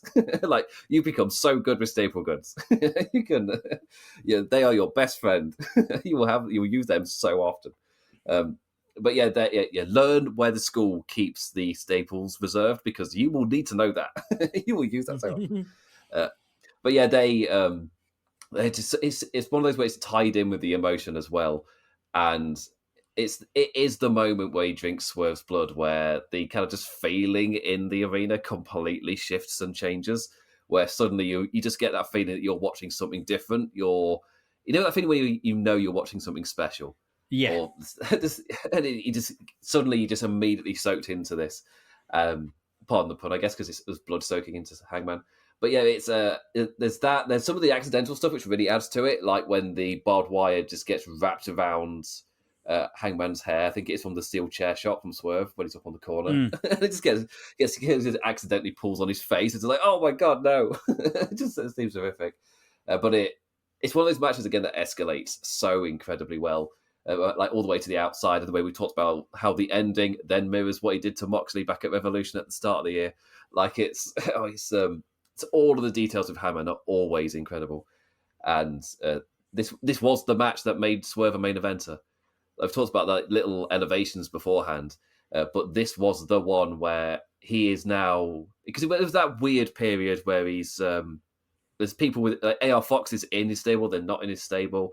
There's yes, it was like to do with travel issues, to do with All In. It's kind of like changed stuff up a bit. Is that weird period where he feels like a good character, but there's weird notes happening, and we've seen that before in AEW. We kind of could tell. I guess Cody's a good example in a way, but this is the match that absolutely made him. Like, he's almost a forever made star after this, and that level of animosity that he brings is so incredibly. I keep saying that a lot for all the wrestlers in AEW. They've got such a great collection of lads who can just build that, energy. Yeah. there's so many of them just to think, oh, what can I do if I saw Swerve versus Eddie Kingston? It's like, oh yes, both of them would be. Yeah, that's a tangent. That's a fantasy match tangent. For me, we've never had a Hangman Eddie Kingston interaction sort of thing. Oh, that's another one. Yeah, I mean, it's that thing with AEW where when somebody's been gone for a little while and the scene changes, like we've just got it with Kenny Omega, where because he's been gone for that little while, when he comes back, there's suddenly all these dream matches and other guys that have been elevated in his time away. And now he's got all these fresh, big opponents. Like, obviously, there's the Will Ospreay stuff, but like Kenny Omega versus Swerve as well. Like, that's another name. He could probably do it. You've had the Hurt Syndicate brought in. You've had Ricochet brought in. That is, who's now building this amazing character. Like, there's all these. That the landscape has changed in their time away, and there's all these new guys they could face. And Eddie Kingston's another one. Where suddenly, it's just this crop of amazing guys that you could see them have these heated battles with. Yeah, I was going to say, did you know Kenny Omega and Eddie Kingston have never had a match? Really? Really? Yeah, really. Yeah, it makes sense. Be part of some multi-mans together, but they've never actually had a match together. There's one thing left to do, Imp, I think. We could keep going on about Swerve and Hangman. That it's just another wildly good match, and thing that you could just dig. There's infinite depths. Like you mentioned earlier, like the chain at the end with Swerve subverting the Hangman, like he hangs the Hangman at the end, and it's this like demented but intimate picture where they're like right next to each other, bleeding on each other, and but we've got to move forward. There's one thing left to do. There's one match left. And people who have watched AEW for a while will probably know what match is about to be listed. I talked about, matches that set a flag for what AEW is going to be, matches that are Hogan versus Andre the Giant-esque in the mythos in terms of setting out, this is what our promotion is. My number one match is, I think, more than anything else, that for AEW. It is the Young Bucks versus Kenny Omega and Hangman Page from Revolution 2020. It is a match that is the perfect blend of uber athleticism and athletic wrestling with incredible character and relationship and story drama. There's so much going on in this, story-wise and character-wise, but it never loses sight of the fact that it is still wrestling and it's an athletic contest between these two matches, and the drama in it and the character drama is informed by the sport, and the sport is informed by the drama. This match is the perfect mashing of those two things together, which is what wrestling should be. It should be a meeting of story and action together. The two inform one another, they meld together, and they create this incredible cacophony that the audience buys into and you just lose yourself in. And these guys just, of course, they've got incredible chemistry. They are literally the elite, the stable that created this company, that birthed this company. And this match, I don't know if it'll ever be topped in terms of what is the best match in AEW history, because the weight that it holds in my mind as a fan of the promotion since day one, I don't know if there's anything that can ever top it. And the place that it holds in the great stories that AEW has told over time, and the performance that it has in it, it's. We haven't even talked about the match itself, just kind of what it is. We haven't talked about anything in the actual match, and I'm setting it up as this just mythic thing in terms of this landmark in the history of AEW. Yeah, this was the fulfilling of the promise, I guess, is a more artistic way to put it. Perfect. I mean, it hadn't been that long since they was in New Japan. They did with their American tour shows. They did Young Bucks versus the Golden Lovers, Kenny Omega and Kota Ibushi, and that was the match that proved to me that Young Bucks can do a highly emotional match and inject that character. It's kind of like the similar idea and structure we see in this match, just in a entirely different environment. And for me, I hold both of those matches in incredibly high regard. If you enjoyed this match, go to New Japan World or wherever you happen to find a New Japan match, for Young Bucks versus Golden Lovers, and you will have a blast with that match as well, because it's a similar idea, just 2 years earlier, and the relationships within those matches are entirely different. But it's just I absolutely love all of the beats within this match. I know we've talked about it before. There's like little moments and all the little different faces that are given to each other, or it's quite important just to pay attention of like who's tagging into to face who, and like how Kenny Omega interacts with the Young Bucks at the start, and the way that that elevates, the way that the Young Bucks interact differently with Kenny Omega and Hangman as well. I'm pretty certain, like, there's almost and the way the different Young Bucks interact differently with the different, it's like, I'm pretty certain, I can't remember which one it is, but one of them, every time they do anything to Hangman, it's delivered with a "fuck you," fuck you. Yep, that's Matt. They're doing. But yeah, it all builds from there so well. Where Kenny Omega at some point gets convinced, nah, you're being dicks, and decides to really get on Hangman's side, which is one of those setups where you can fully understand that in a different promotion, in a different era, like Kenny Omega would probably just turn on Hangman or something like that at some point. Whilst it gives a flow where Kenny Omega actually gets to Hangman's side at the end. And at the end of the match, the thing that's teased isn't Kenny Omega with the Young Bucks. It's Hangman being the untrusting one. Afterwards, like, oh, it's so good. Like, everything is. And that suddenly means that any time Hangman grabs the ropes later, like, suddenly that feeling's just immediately there of, oh shit, he's going to do something. When all those years later, it still gets that effect. Yeah, like the Elite can draw an emotive response by having 3 of them on one side of the ring and Hangman on the other side of the ring, and the crowd immediately, like, they could do that on Dynamite. On Dynamite, like this Dynamite coming up, they could have like an Elite reunion. You'd have the Young Bucks on one side, with either Hangman or Kenny, and Hangman or Kenny on the other side, and people would be like, oh, something's going down here, just purely by the positioning in the ring. That's how strong the performance is in this match, that they created like forever like this. Just the positioning of people people will stand up in their seats and start like gasping, what's going to happen next? Like, just simply because of this. And shout out to my guest Rich Latter on that podcast, episode 27 of the match guide. Rich Latter came on and gave it all. We gave it all, just like the Bucks and Kenny and Hangman did, and just like we have tonight, Imp, as well. I think I'm done. I could go on, obviously, because I've literally recorded a 1.5 hour podcast about it. I could go on further about this match, other than just saying that it is something special, and I think it will always be something special in the eyes of those who followed the promotion for a long, long time, in terms of the way that it set up so much drama and created so much drama and factored into the story so incredibly. But I think that's all for tonight, Imp. Do you have anything further to add after we've gone through this list of 50 matches that I have covered on the AEW Match Guide? I didn't have any like big reactions to some of your reveals. I wasn't just like, you're a sick man, Sam. I didn't have anything like that. I mean, it's one of those where I know you well enough to know that certain matches were always going to be ranked highly. But then also, there were some matches within people who've been fans from AEW since day one, which are just going to always be up there. But it's great to see the likes of Swerve and Hangman enter there. I reckon like there were other matches as well. The other ones that you brought up, which you haven't covered, I guess as well, like Ospreay Danielson as well, where if they get covered, they're going to end up ranking highly. Because we're in 100%.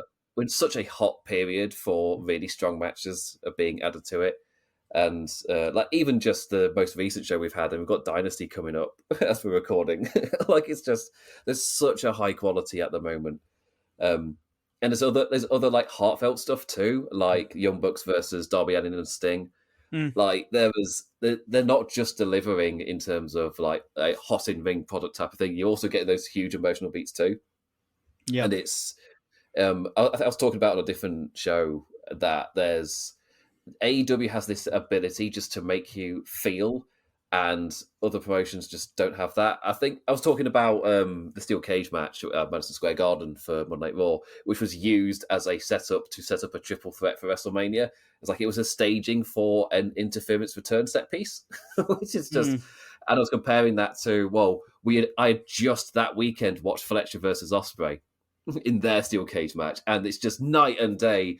The difference in it's completely unfair. Like, yes, one is a TV match, but still, like, it's just yes, they're being used for two completely different things, but it just shows the difference of Mm, how same stipulation, but completely different reasoning for why they're using steel cage match. But I like my wrestling to be different.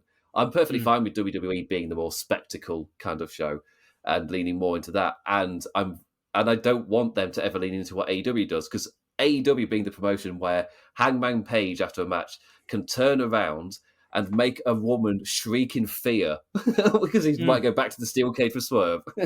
Like, the fact that AEW can do that, I love that AEW is the promotion that can create that emotion. And for me, that's the special thing about AEW. It doesn't just give you amazing wrestling, isn't just like the way that they tell their stories, but it, it's moments like that where they can actually make you feel, rather than just excitement and enjoying the products. Like an emotion like that AEW can draw out of them. For me, that's the absolute special thing that they're able to do. So what you're saying is that us hardcore Yep. wrestling fans with our cold dead hearts, we need Yeah. AEW to give it some beat now. I'll just say, look, I want to shout out every single guest that's ever come on this. I've done a few more than 50 episodes, but 50 matches ranked. But every episode requires a lot of research and going back and rewatching. I know that, like, I don't take that lightly when I have guests on, and just about every single time, in fact, every single time, guests have come on well prepared, notes, ready to like dig deep and dig deep. And the fantastic thing is, we've got content that is worth digging into. Every single one of these matches, like, as I said at the start, like, I ranked number 50, Venny versus Emi Sakura. If you go back to that podcast, me and Sam Roberts, we talked at length about how good this was, all of the things that were going on in this match. These matches that AEW puts on are matches that are worth digging into, and it has been a joy for myself to get to, a privilege to get to dig into them, not every fortnight, because obviously I had a break and blah blah blah, whatever. But like, every time I've done an episode, it's been a privilege to be able to dig into them, to sit down with another fan, to really talk about it and revel in everything that goes on in these matches, the build, the match itself, the fallout, the legacy, everything going on around it. It's a joy. So thank you to everyone who's ever been on this podcast. Thank you to the people who are listening. If you did listen into my last episode, number 50, you'll know that I'm taking a bit of a step back of the podcast in its current format. I've got some ideas for things I might do in the coming weeks and months, and what's going to happen. But I really do want to get back into reviewing matches again. As it's a privilege, it's a joy every time I get to do it. It just takes a fair bit of time, and currently my life is pretty full on with other things going on. And I've got a daughter, I've got a wife, I've got family, I've got a job, all those things that everyone's got. But I've got to look after a lot of other things before I get to do my podcast. I don't want to do this in a half-assed manner. So I'm not going to, try and half-ass it when it comes to the match reviews. But this first 50, I'm really happy. I picked a great mix of matches to do. We've covered everything from Emi Sakura's gym in Japan through to, Grand Slam, Arthur Ashe, and All In at Wembley. And Imp, I'm glad you've been with me for a number of these, and also for tonight, where we've recorded a Lord of the Rings epic, and I'm glad we did. We've done it justice. Thank you for joining me, and thank you to everyone who's listened in. If you want to reach out to me, as I said, I'm kind of having a bit of a break from Twitter. If you message me, I might find it, but the best place to at Sir_Samuel, but the best place to find me is on the Social Suplex Discord. There'll be a link for that in the description. Imp, do you want to jump in and tell the people where they can find you? Yes, I do. Thank you for having me as well, Sam. After all these years, still doing it. I put up with you. You can find me on Blue Sky. I think I'm the Damn Limpercat. I guess if you search that stuff, you might. My link is in the description. I'll link it in the description. I'll link it in the description for you. And I link it in every episode of my podcast as well. And I make sure to link the social suplex one. I'm a good social suplex boy. So yeah, to follow that stuff on Blue Sky. You can also find me on the social suplex Discord. I think I got my notifications turned on, so I will see them if you message or whatever.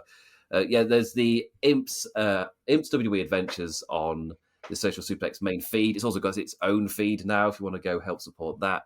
I always say, like, any interaction, any kind of like reviews or feedback or anything, or discussion of anything, is always appreciated and never taken for granted. It does mean a lot. And I also feel like Social Suplex is in a pretty special place right now. Like, since I joined, like, last November, I think it was, it's been almost, it feels like every month something cool happens or something cool is discussed or something. It's just like such an, and I've got to give the biggest kudos to like Tunnel Talk and Trish and Sarah. Like, it really took off when those two came on like a month after I did. Just like, and then Sam was saying that's kind of what helps him kind of just get that motivation. I got jealous. To come back as I was well. like, "There's something going on. I want to be part of this again." And it's continued. Like, we're into 2025 now, and it still feels like that. So it's so really cool to be a part of. So I guess thank you to Social Suplex Daddy Jeremy. I don't know if he likes being called Social Suplex Daddy, but Boss man Jezza. That's cool. Yeah, Boss man Jezza. Yeah, and look, jump into the Discord. I would love it if you let me know what you thought I overranked or what you thought I underranked. I'll leave, I don't know, I'll find a way to post the list that I've created without having to type it all out, which I feel like would take a long, long time, but I'll find a way to post the list and you can comment on it if you want.